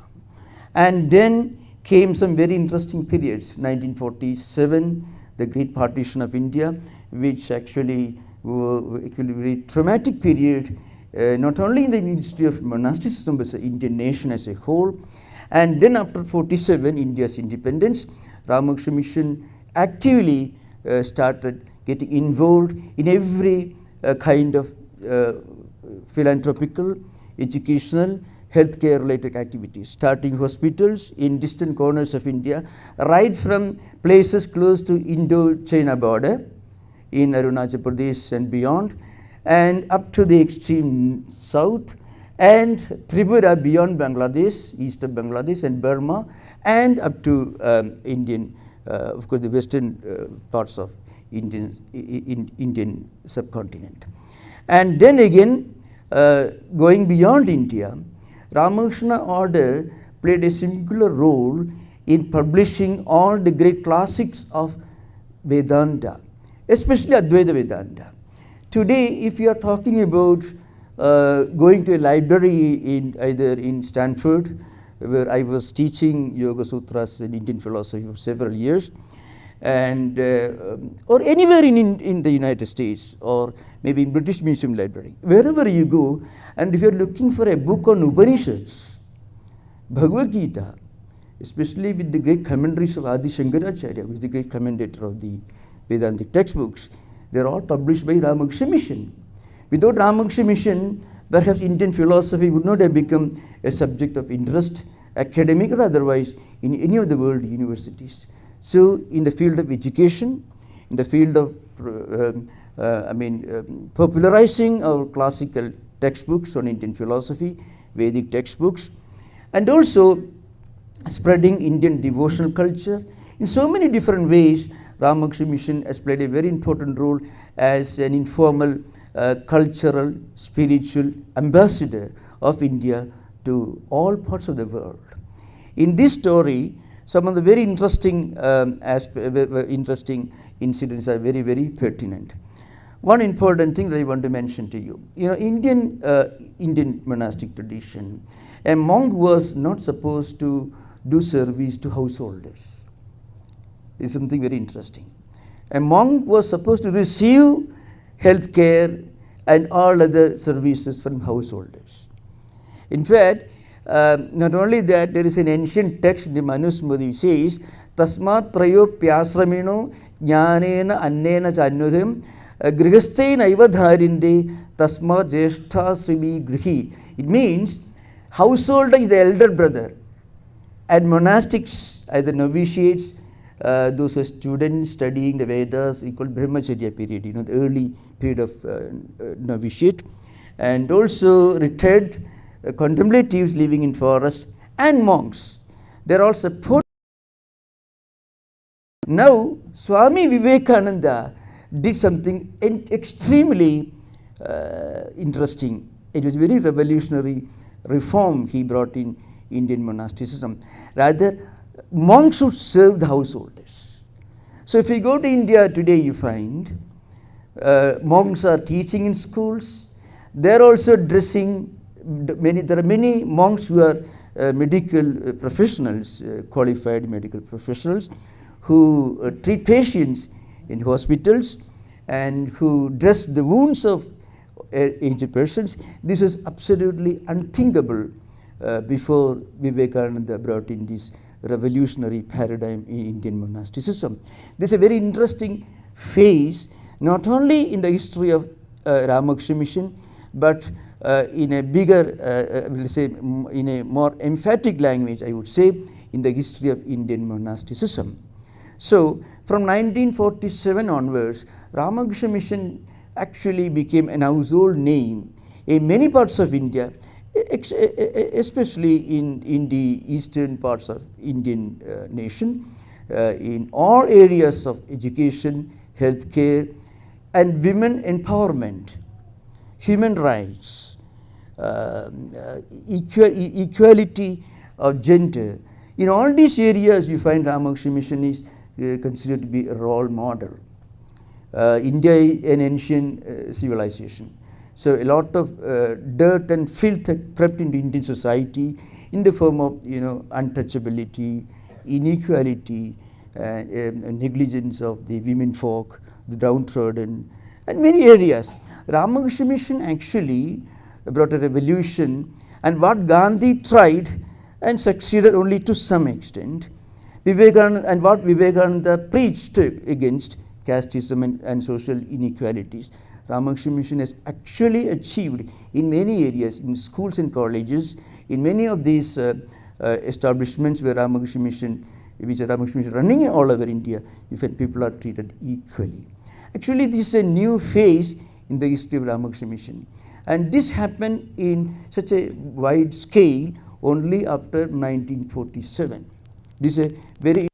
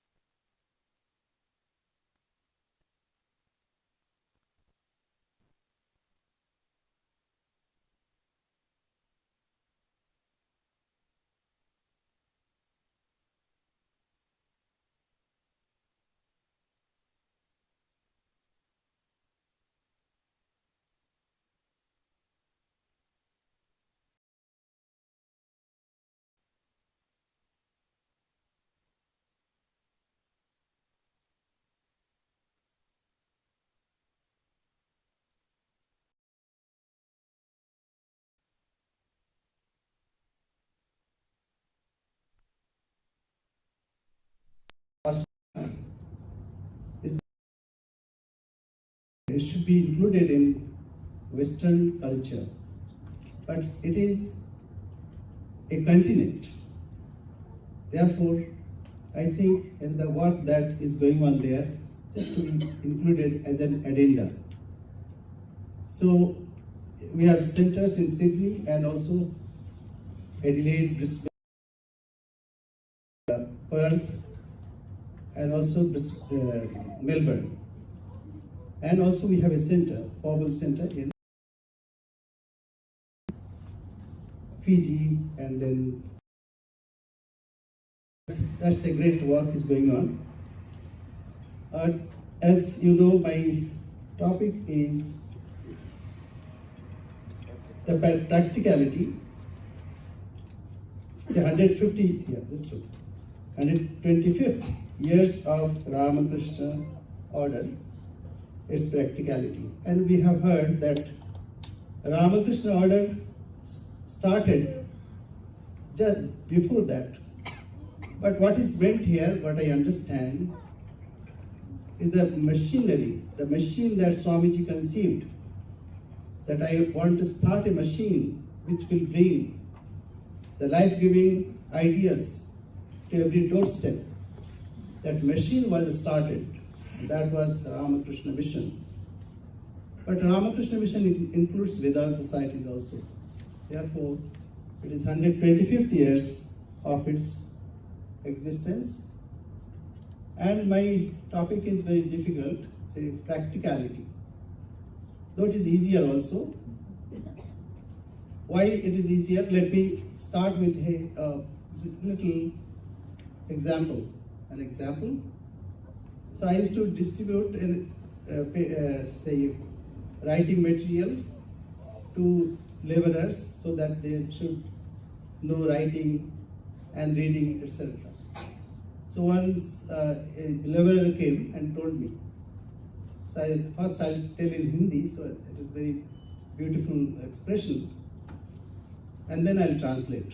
So he said, Baba, you asked me to take, मुझे गड्ढा खोदने के लिए बोलो, मुझे पत्थर को यहाँ से उठा के दूसरी जगह पर ले जाने के लिए बोलो. That I will do that. If you ask me to dig a hole or take some stones from this place to that place, I can do that. But please don't ask me to read and write. That's beyond me. And similarly, when we come to Vedanta societies, Vedantic ideas, it's challenging, of course challenging. So it's difficult. We also find that way. In Sydney, one devotee told me that Swamiji, I'm happy to make rotis, but don't ask me to attend your classes. So this is very simple, but there comes. So Sri Ramakrishna and Swami Vivekananda came from ordinary people, for ordinary people. They are Loka Shikshaka, the teacher of humanity. And their teachings are so simple. Holy Mother's teachings, Sri Ramakrishna's teachings, and Swamiji's teachings are simple. But we find difficulty because it is when it comes to practice that is difficult. We say it is difficult, but actually it is not. It is so easy. It's only it's attitudinal correction. That's what we need. But before we go to that, let me quote Swamiji, what he said. He said, theories are very good indeed, but how are we to carry it into practice? If it be absolutely impracticable, no theory is of any value whatever, except as intellectual gymnastics. We must be able to carry it out in every part of our lives. And not only this, the fictitious differentiation between religion and life of the world must vanish. For the Vedanta teaches oneness, one life throughout. The ideals of religion must cover the whole field of life. They must enter into all our thoughts and more into practice. So now the Swamiji dwelt on these ideas, that all these ideas, it is not necessary that they came from forests or caves. It came from those who are running, the ruling monarchs. See, Sri Krishna is teaching Srimad Bhagavad Gita at the battlefield. It's not ordinary place where one may be killed or he has to kill others. And Arjuna felt that weakness within, that how can I kill my own near and dear one? So this is a challenge we face every day. Therefore, this should be practical. The teaching should be practical. And that is why Swami Vivekananda came with the idea, Bahurupe Sammukhe Tomar, Chhari Kotha Kuchicha Ishwar, Jive Prem Kore Jei Jon, Shei Jon Sheviche Ishwar. In various forms, it is God is in front of you. Leaving Him aside, how you are searching in search of God, what can you find? He who loves the Jiva is very much loving Shiva and God Himself. Therefore, what we need is only a little change of our attitude. Let us think now that we all are here are really divinities. We are hearing the teachings from divinities, and the listeners also divinities. So this is not very difficult. The person who is cooking for the family is a divine being. The person who will have that food is divine. So what we need is only a little change in our attitude. Then it is practical. It's not that impractical. Say like in Yomam Pashyati Sarvatram, Sarvam Chamai Pashyati. He who sees in everything, he who sees me in everything, Yomam Pashyati Sarvatram, Sarvam Chamai Pashyati, and everything is in me. See, I am consciousness. In consciousness, all the ideas are floating. And in your consciousness, all these ideas are floating. You are consciousness, you are conscious, I am also conscious being. This awareness should be pertinent and also in our awareness. But what happens, we forget this. Therefore, Swamiji also said, first we are to hear the teachings, and then we should be so anchored in those teachings that nothing can shake us up or nothing can waver from this situation, or nothing can shake off from that understanding. So this is to be cultivated first, and then it is so practical. So practicality of this Ramakrishna machinery that Swamiji started is with this idea that why are you searching God? These people who are hungry, they're gods. As Swamiji said, that Pitri Devo Bhava, Matri Devo Bhava, Acharya Devo Bhava. Similarly, I add Murkha Devo Bhava, the fools or ignorant, they are also divinities. Then Daridra Devo Bhava, the poor is divine. You have to serve them. By serving those divinities, you lift yourself. So this is the idea. with this idea, he started various institutions. Ramakrishna Mission or Ramakrishna Machinery started with these ideas. And we have all over the India, we have various institutions. First, if there is any calamities, natural calamities, we run there for primary relief. And second, the problem is we feed them, but that is temporary.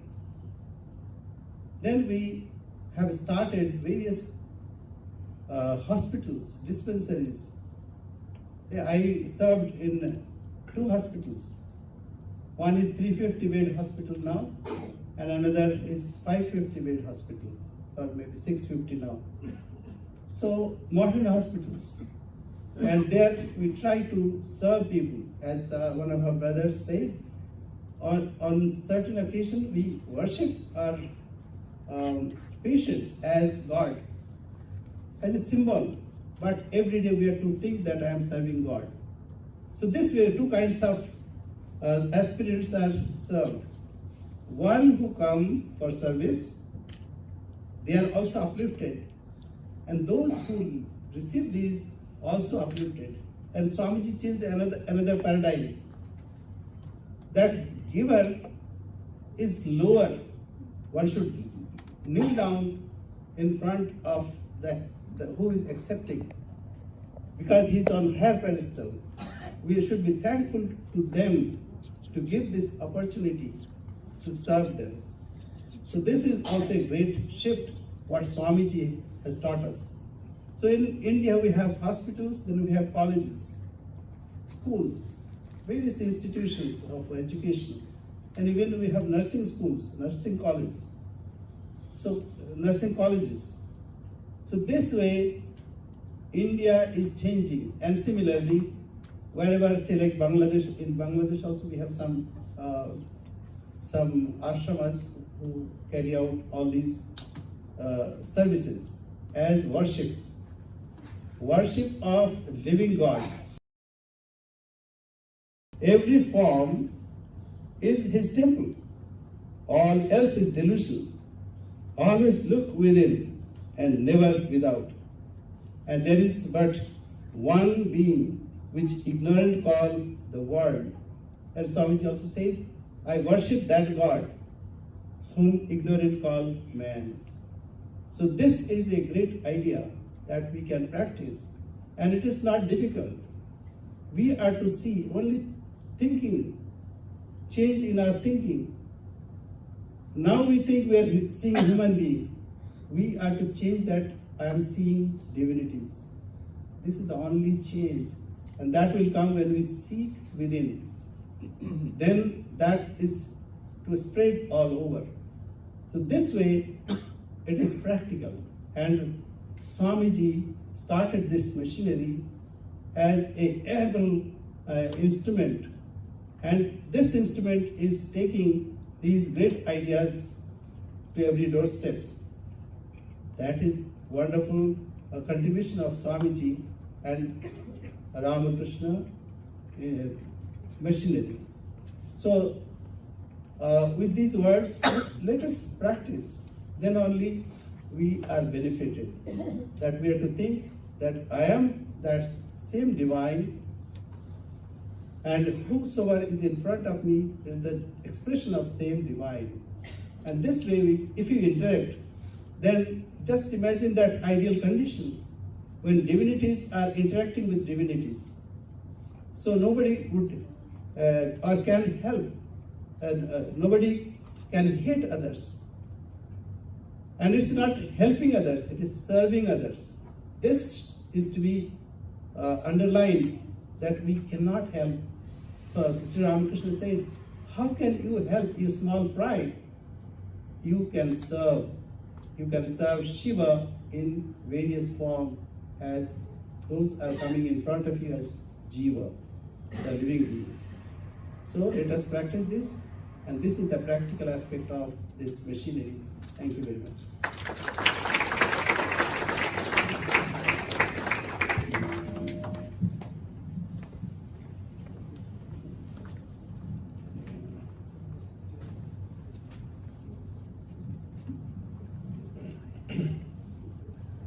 Thank you very much, Swami Chandrasekharananda. Now, Swami Prasanatmananda from the Vedanta Society of Berkeley, he will speak on the present challenges to the Ramakrishna mission.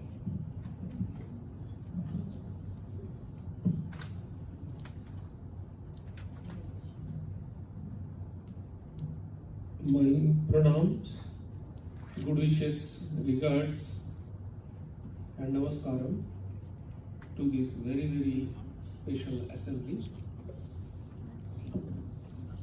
I have been asked to speak on the present challenges of Ramakrishna mission. To speak on an order, twin order, which is combined by the Swamis and the household devotees, and which has passed 125 years, glorious 125 years, to speak on the challenges of that kind of organization is itself a challenging task. However, an eternal river, when it flows, it collects masses, water lilies, and it is a challenge for this eternal flowing river to flush out all those collections and to flow it eternally into its desired destination. However, I would like to see the present challenges of Ramakrishna mission under three heads. One is philosophical challenges. Second is social challenges. And third is institutional challenges. Often we are asked, let me first talk on the philosophical challenges. Often we are asked about the poor attendance in our service. Accepting our shortcoming, individual shortcomings, we should not forget that the subject matter of Vedanta is transcendental. Vedanta doesn't suggest any shortcoming solution. Take the example of Buddhism. Buddhism says that they can eradicate suffering. We know what is dukkha, what is suffering. We experienced it. Whatever may be the solution, we know we have about suffering. Vedanta also speaks the eradication of ultimate existential suffering. If I ask you all, have you experienced suffering? You all will say, yes, we know that. But if I ask you, have you experienced ultimate existential suffering? What is that?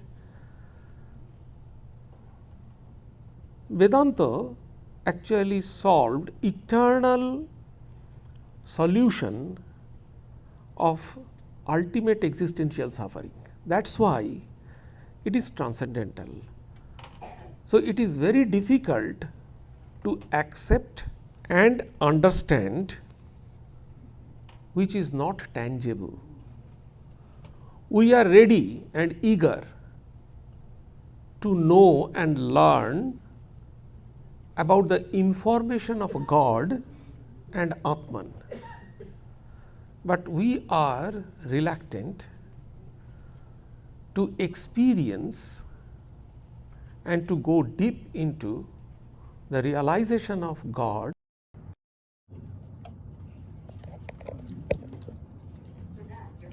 The main motto of Ramakrishna Order is Atmana Mokshartham Jagat Hitaya, one's own spiritual liberation and for the welfare of many.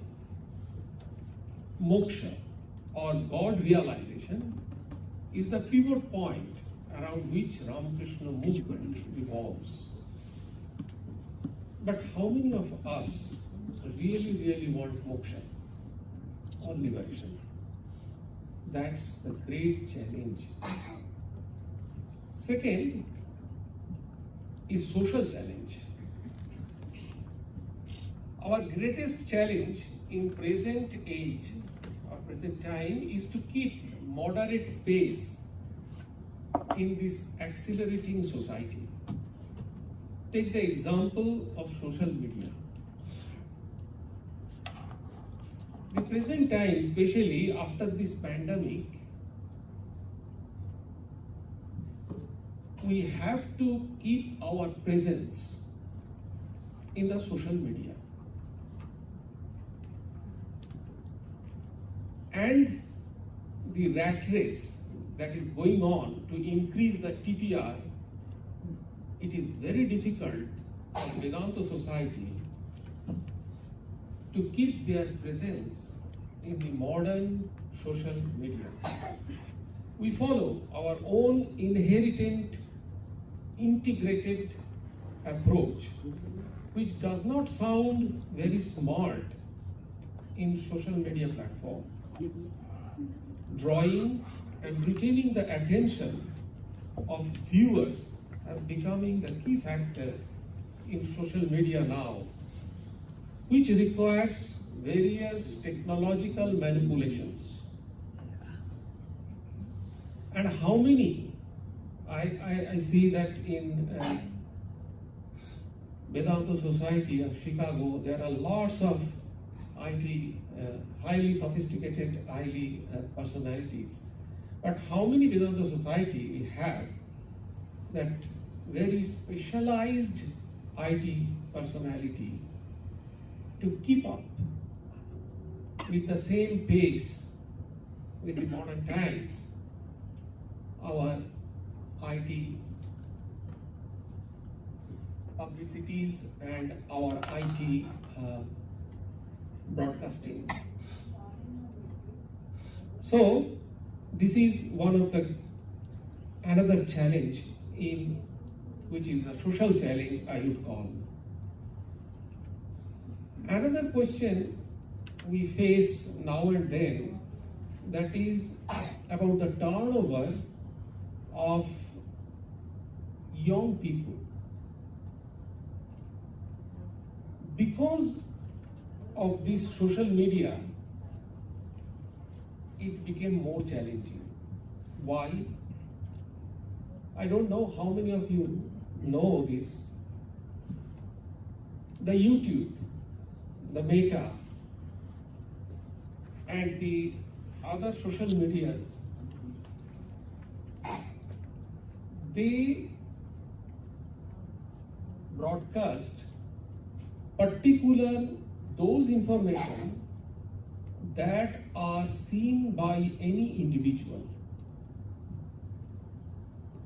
Among the young group, the inclination in spirituality and religion is very lesser. Even though this program is now live streamed, but the YouTube, if it is uploading in the YouTube, I don't know, or Facebook Live, whatever may be, this program is not sent to any youth. They are manipulating this broadcasting, and they are the social media, the media houses are manipulating their broadcasting, and they send to particular people those who are interested in seeing these things. And there is another paid thing.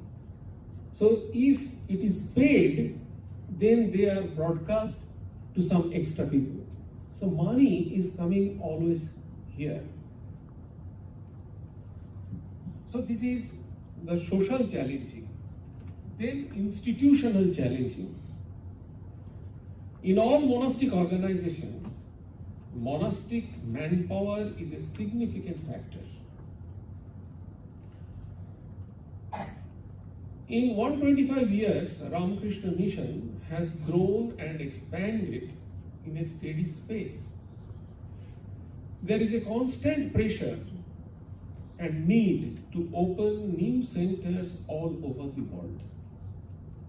Expansion of the order is unavoidable, but the inflow of monastic member,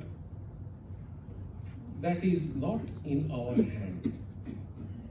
Although the inflow of monastic members in Ramakrishna Mission is pretty good, but still it is obviously lesser than the original requirement.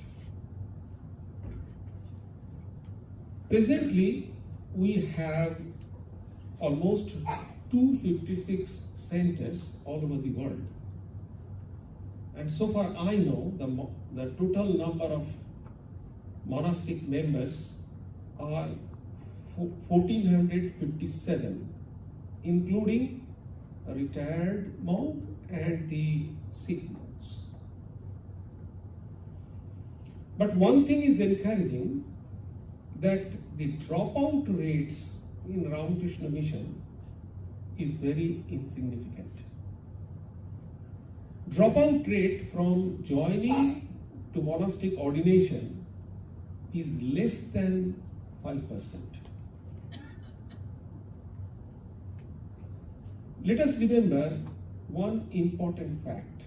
But before this, I would say that tremendous changing scenario of the demography also. We were talking about the demography and the preaching of Vedanta by the Westerners is a beautiful idea, what Swami Dattamayanandaji referred. But the point is, I am from Pacific Bay Area. I have the experience that in Silicon Valley area and in the San Francisco Bay Area, how rapidly the demography is changing. The ethnic diaspora is increasing their area and community day by day. So in this changing scenario, preaching Vedanta in a universal way, I would refer one effort of Dr. Harvard, that lady, Harvard professor, School of Religion, Diana Eck. I would like to refer the work of Professor Diana Eck. Few years ago, she tried to get the one basic uniform principle to teach in her class, the basic ground, because she teaches religion, and she found that the demography of her class is changing dramatically. Then what, and she's teaching religion, so what should be the common ground of her teaching? So she started a project which is called Common Ground, and different universities, they are holding seminars to find the common ground among their students. And our Berkeley Center is in the campus of UC Berkeley. I know the total percentage of students, especially the Asian students, I should mention, Asian students is changing dramatically. I would say in every 10 students, 8 students are Asian. So maintaining this common ground is also very challenging. But I would like to mention one insight from Swami Sharadanandaji, direct disciple of Sri Ramakrishna and one of the forerunners of this Ramakrishna mission. In the first Bongs conference in 1962, 1926, he encouraged the monks, saying thus, although he mentioned it for monks, but I think it is for everyone, to keep us intense spirit of sacrifice and love for the ideal. Hold fast to the ideal, for the ideal has in it the stored up energy. If you nurture, if you culture the ideal of Ramakrishna mission, it has its innate potential energy. Hold this great ideal of ours is a lifelong challenge. We all strongly believe that Sri Ramakrishna and his chosen leaders have done extraordinary work through their children. If we follow their footsteps with sincerity and devoted spirit, we will remove all obstacles and challenges before us as Sri Ramakrishna and their direct disciples did it repeatedly before. Thank you.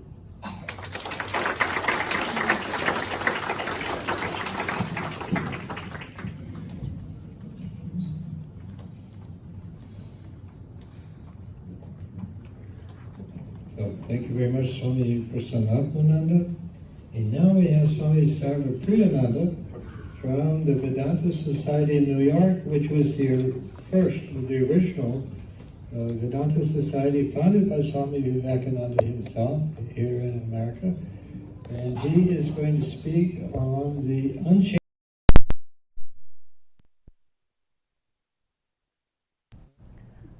My pranams to revered Swami Ishatmananda ji, other revered Swamijis here, and namaskars to dear friends.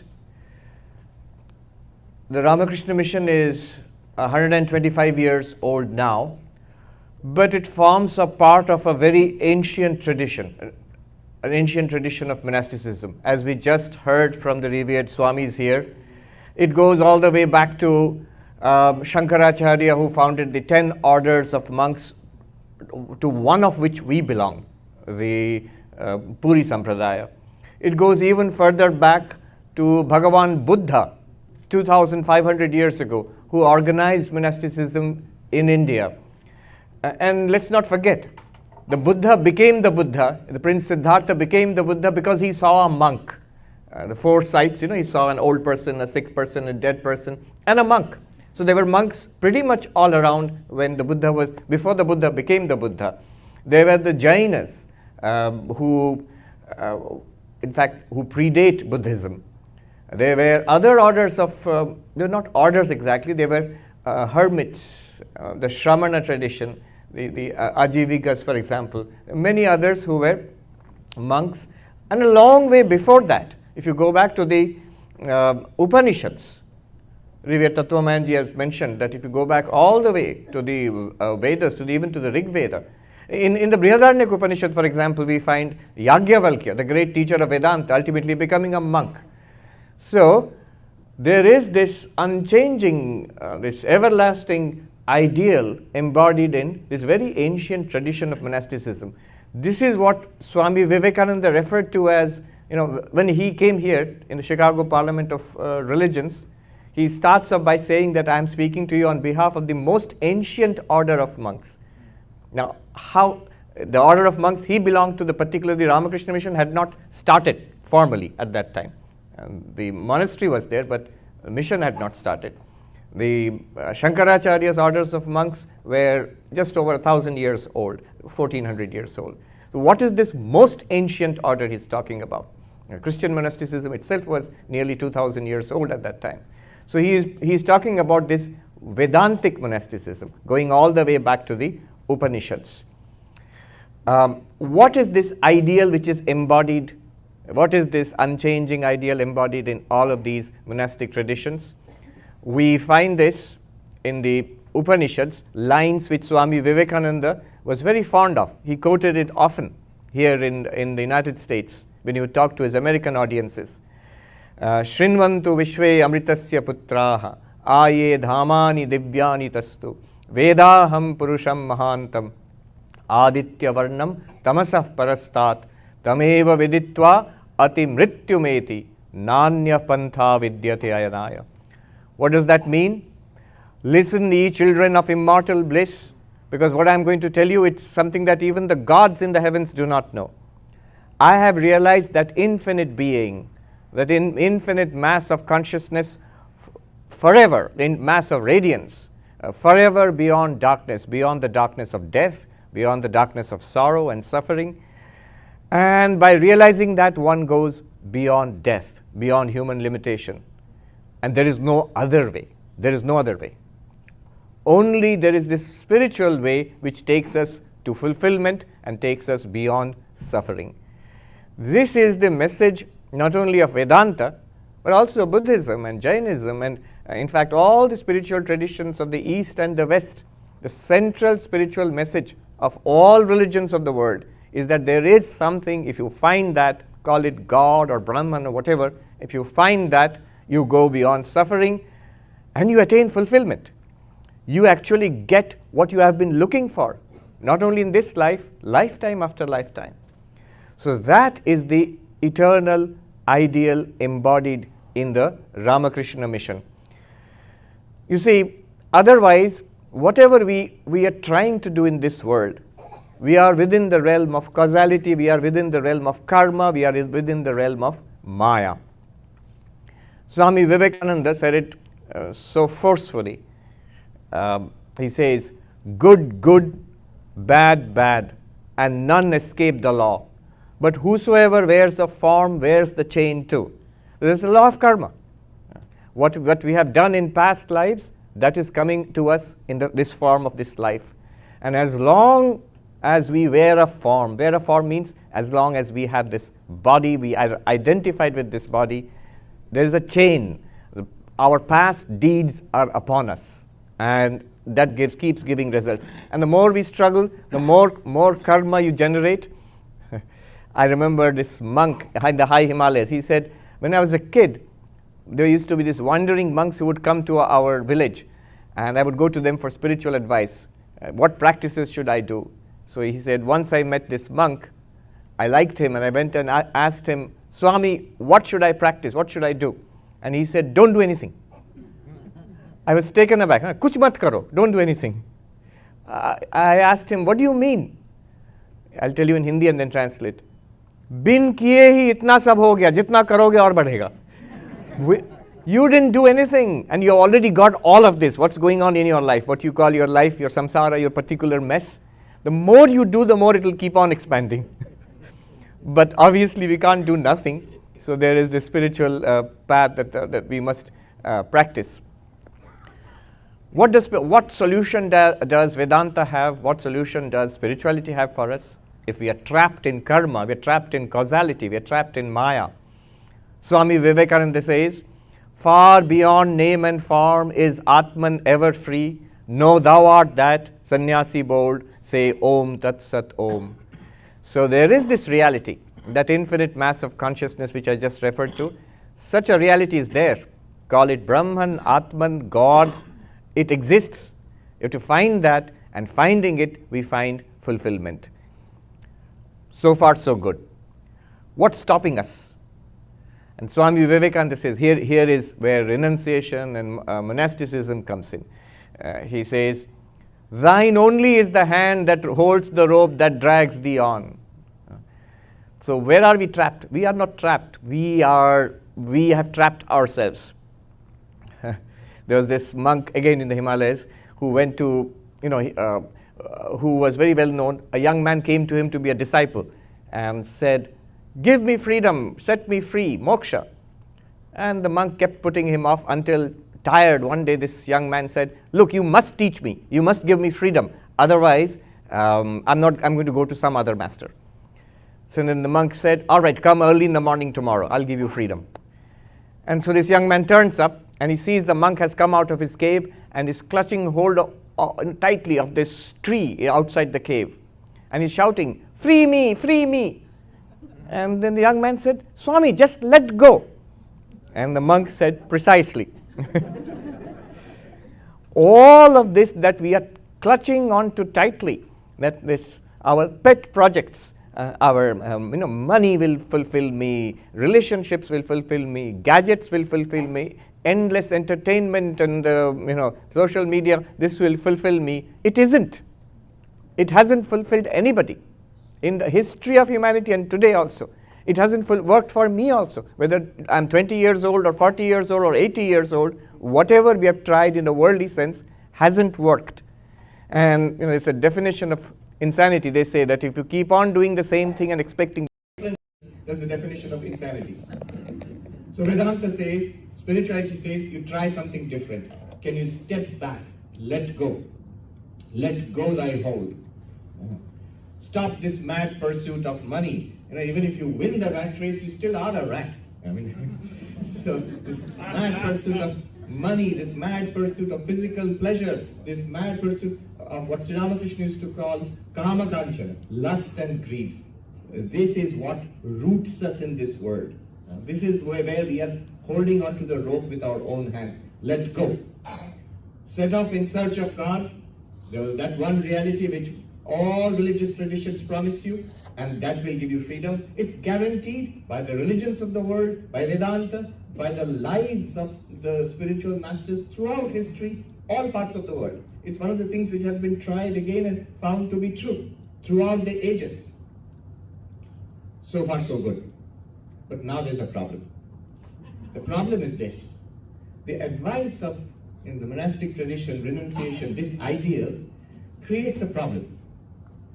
It's telling me to let go of everything that I know in life and set off in search of something that sounds very metaphysical, very transcendental, very, theoretical, or a matter of faith at least, nothing so tangible as this word. Swami Vivekananda said it was like a man who was being bothered by a fly, and his friend came to help him, and he said, sit still, and he gave the fly such a whack that he killed the man also. But he got rid of the fly, but he got rid of the person also. He says, this advice, renunciation, seems suicidal. You're asking me to do exactly the same thing. In order to attain happiness, you're asking me to let go of every known source of happiness that I have and set off in search of something theoretical. Swami Vivekananda says, this is a mistaken idea of renunciation. So he goes deeper into the idea of renunciation. He says, he who runs away to meditate and die in a Himalayan cave has missed the way. You see, running off. I don't want any of that. I will find God in the Himalayan cave. He says he has missed the way. He who plunges into the vanities and the foolishnesses of life itself, he too has missed the way. Now, this is weird. You either run away or you stay in life where you are. What else is there? Swami Vivekananda gives us this deeper meaning of spirituality, the third way. He says the way is to deify life itself. to find God in everybody who is around you, in everything that we do. And all actions, he says, all actions can be done to God. You can eat to God, you can drive and bathe and work, all of it can be offered to God. The way is to spiritualize life itself.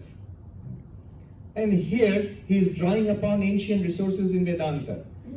Isha Upanishad, the very first mantra of the Isha Upanishad. Isha Vasyam Idam Sarvam Yatkincha Jagatyam Jagat. Cover everything in this world by God. How do you cover everything in the world by God? Shankaracharya comments there that you have to uncover. God is already there. How do you uncover? You discover. You discover God by investigation, by spiritual investigation, spiritual practices. You discover God where? Right here, right now, in the people around you, in society. Yes, in the Himalayan cave too, but in society right here also. If you run away, the problem is, then you're thinking that there is no God, no ultimate reality. Here, it's there in that cave. You're making a very big mistake. It's like the person who wanted to discover gold upon being told, in all the ornaments, the reality is gold. And the person thought, so where do I find this gold? He says, it's not the ornaments, it's the real thing is gold. So let me throw away all the ornaments and look for gold. You'll never find gold. It's right there. But how do you discover that? The next line says, this is from the Isha Upanishad. Mahatma Gandhi reputedly said about this, that if all of Hinduism were to disappear tomorrow, but this one verse of the Isha Upanishad remains, all of Hinduism would still remain. How do you discover this? By renunciation. That means the way to catch hold of God here and now is to take our eyes off these ephemeral little projects we have, thinking this will make me happy, and focus on the reality which shines behind these names and forms of God, of the world. Tena tyaktena bhunjita. This is to be protected. This knowledge is to be protected, nurtured, safeguarded by renunciation. This is the ideal of renunciation that is embodied in Vedantic renunciation, Vedantic monasticism, and the monasticism of the Ramakrishna Order. This is what makes possible the practicality of the Ramakrishna Order, which Swami Chandrasekharanji so eloquently spoke about just a little while ago. How is it that monks can engage in service in schools and hospitals? Supposed to meditate, supposed to study and teach Vedanta. Why are you running schools? Why are you treating patients? Why are you running off to help people affected by flood or famine or earthquakes? Because of this idea that there is divinity everywhere, and these are occasions in which you can discover divinity, you find fulfillment, and it helps the world. Swami Vivekananda, the ideal of monasticism he gave us was Atmano Mokshatam Jagatitaya Cha. We talk about it often. For your own liberation. He could have stopped there. And for the welfare of the world. He could have just said for the welfare of the world. Do good, that's it. Why this enlightenment for your own liberation? Why that? Or the other way around. Work for your own liberation. Why do good to the world? But this is a complete idea of spirituality. And you go all the way back to Krishna.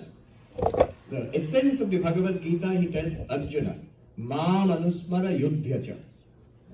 Think of me, contemplate me, keep me in mind, and again, and fight the battle of life. You can't disengage from life. It's like trying to run away from the ornaments and finding gold elsewhere. And fight the battle of life.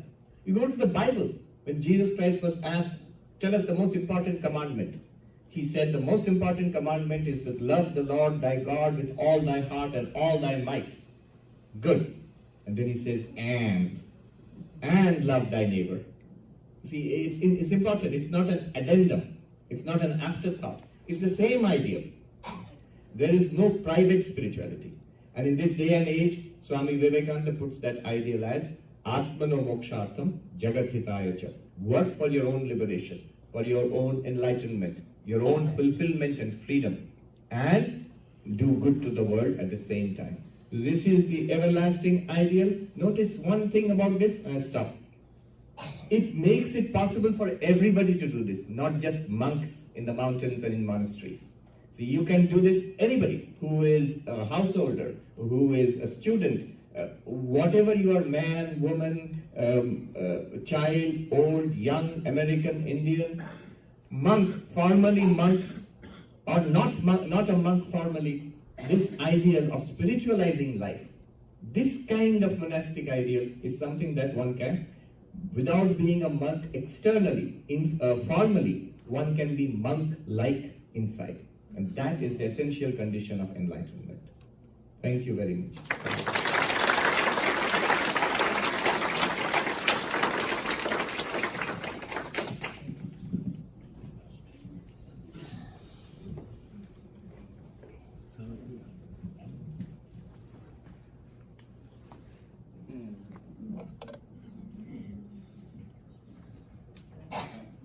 Thank you very much, Swami. As always, that was very clear and enlightening and very inspiring, I think, for everybody. And thank you, Swami. Swami, your partner on it is going to give his concluding remarks, final remarks.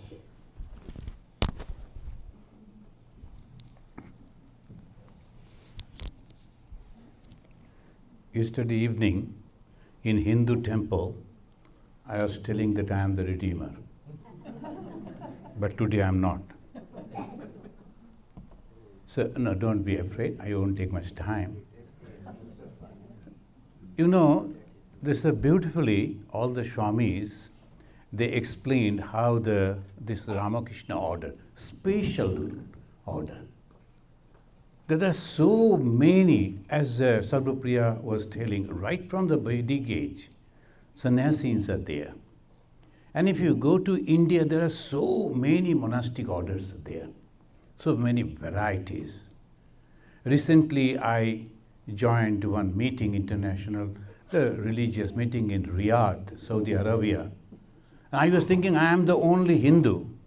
That after reaching over there, I found a matted hair Hindu, a shaven hair Hindu, and a Hindu with a beard, and there are so many varieties. And a person, he was wearing only, I don't know the English of that, kharam. So what is that? So that wooden type of thing, and you have to... Wooden cloth. Wooden cloth. And with that he is moving over there, in the seven-star hotel. But he is... So like that, so many varieties of Hindus are there. And in the Bhagavad Gita today, I think we were Bhajagovindam there, Shankaracharya is also mentioning the different type of the dresses we wear, and we claim that we are monks. But what actually this Ramakrishna mission, the speciality of the Ramakrishna mission? In the last verse of the Bhagavad Gita, where it is said, where the God is helping, and at the same time, a person is striving, when these two comes together, that is becoming successful. Yatra Yogeshwara Krishna, Yatra Partha Dhanurdhara, Tatra Sri Vijaya Bhuti. Here, the effort of the Swamis, the direct disciples of the Sri Ramakrishna. Sri Ramakrishna himself used to invite people, come, I am going over there, and meet me over there. And he'll be inviting them to meet in the different houses. And sometimes they will say, but I am not invited there. Will they allow me to enter? Oh, no, just tell my name and come over there. So slowly he is introducing people, and every householder, they have that type of thing. Why should I go over there? I am not invited, so I should not go. But Sri Ramakrishna used to make them, what he used to do, breaking their ego. I am so and so, I am so and so, I am so and so. Why should I go to his house? He may be a rich man, I am also a rich man. Sri Ramakrishna would say, now come with me. All are humble. All are taking the same food. All are discussing, sitting on the floor. Or all are dancing with the song. All householders he used to prepare. And among the householders, he used to search for some young boys. And whenever he will find some young boys, hey, come to me, to Dakshineshwar, he will ask him to come and sit by his side, and he will specially feed him, and he will talk to him. He was preparing another group of people, young, educated people, who will be monks, and he was preparing the householders who will be supporting the monks. The combination of these two. So this is really unique. Sri Ramakrishna, if you read the Gospel of Sri Ramakrishna, you will find that too is not the complete report, a few years only. Even then, so many places he is going and inquiring Master Mahashaya, why he is not coming, that student used to come. Master Mahashaya told, so that way he was collecting and he was developing two different type of people. One, householders, another, these young people. And then when there was a conflict, that the people, householder people, whenever they give some money, they always ask account. So I gave you 50 rupees, how you have spent? Then monks are always free type of people. So this, you gave 50, forget about it. Whether we have given it to someone else or used it or not, don't ask that. So they are like that. Monks are always like that. Some people, they give me donation about the Home of Harmony, but it was taking some long time. Then someone came, of course, with the great another gentleness. She asked, Swamiji, is it something coming up over there? I told you have to have some patience. And suppose something happened and you pass away, know it for sure, I will go and give the report in your... So don't worry, something is coming. But don't ask like this. You have given the donation, forget about it. So this is the way there was conflict. And what Sri Ramakrishna did, he supported the sannyasins. And he told Swami Vivekananda, so wherever you will take me on your shoulder, I will go over there. Whatever you will bake for me, I will eat that. See this. Again, the same Sri Ramakrishna asking Ma Sharadamani Devi, you should live in the household, but never ever stretch your hand and accept anything from anyone. The two different types of teachings. For the monks, you should go and beg for me. Not for you, for God. But see, otherwise, this other teaching to the householder, don't stretch your hand, because you have to keep your head high. You are helping. Yajna, dana, tapa, karma, natajyam, karyameva tat. Sri Krishna in the Bhagavad Gita, he is telling, yajna, doing good for others without expecting anything in return. Dana, whatever you have earned, that you are sharing with others. And tapa, restraining your mind. After giving, you are constantly inquiring, Acha, you are using that money, isn't it? Acha, you took that money for mango. Have you purchased mango or what? No. You have to restrain. Tapa karma. Yajna, dana, tapa karma, not tyajyam. You should not give it up. Karyameva tat. You must do it. So the devotees, they are helping us in so many different ways. Why? Because it is the God initiated that. And along with that, Bhagavan, you know that the story, if you read, and you must read, the history of Ramakrishna Mott and Mission, marvelous. And when you read, you will really feel how they could do it. Looking at us is a different. But they used to do, only 2 clothes were there, pauper clothes were there. And so many young swamis. And they used to live in a haunted house. And when someone is coming to meet unknown person, immediately someone will say, hey, somebody is coming. So all will go inside, because they were having only loincloth and nothing else. Hold that body like that. And the one person, he will put on that cloth and go out and meet and greet and talk and come back and again put that cloth over there. Can you imagine That was the beginning of this. And who were those people? Raja Maharaj, Swami Brahmananda, Turiyananda, Ramakrishnananda, unthinkable, spiritually so high. And one Swamiji used to go and collect some leaves only from somebody's house to boil so that other Swamis can eat. There was only rice and that leaf boiled, nothing else. Even no salt. Salt was very costly. Britishers, they made that salt costly. That they used to eat. Even then some people said, oh, you are stealing leaves from our... Can you imagine the insult? But they were all... Swami Vivekananda, he was a well-built young man. One police officer, he told, will you please come to my house, I like to feed you. He was a very rich man's son, Narendranath, Vivekananda. Even then said, okay, I will go. When you went over there, that gentleman closed the doors and windows and said, see, I know you people are going against the government and you are planning to fight against the government. Now, if you disclose it, I will arrest all those boys and I will give you a job and also money. So like that he was telling, when Swami Vivekananda said, see, all these doors and windows are closed, there is nobody. You invited me to feed, and now insulting me in this way.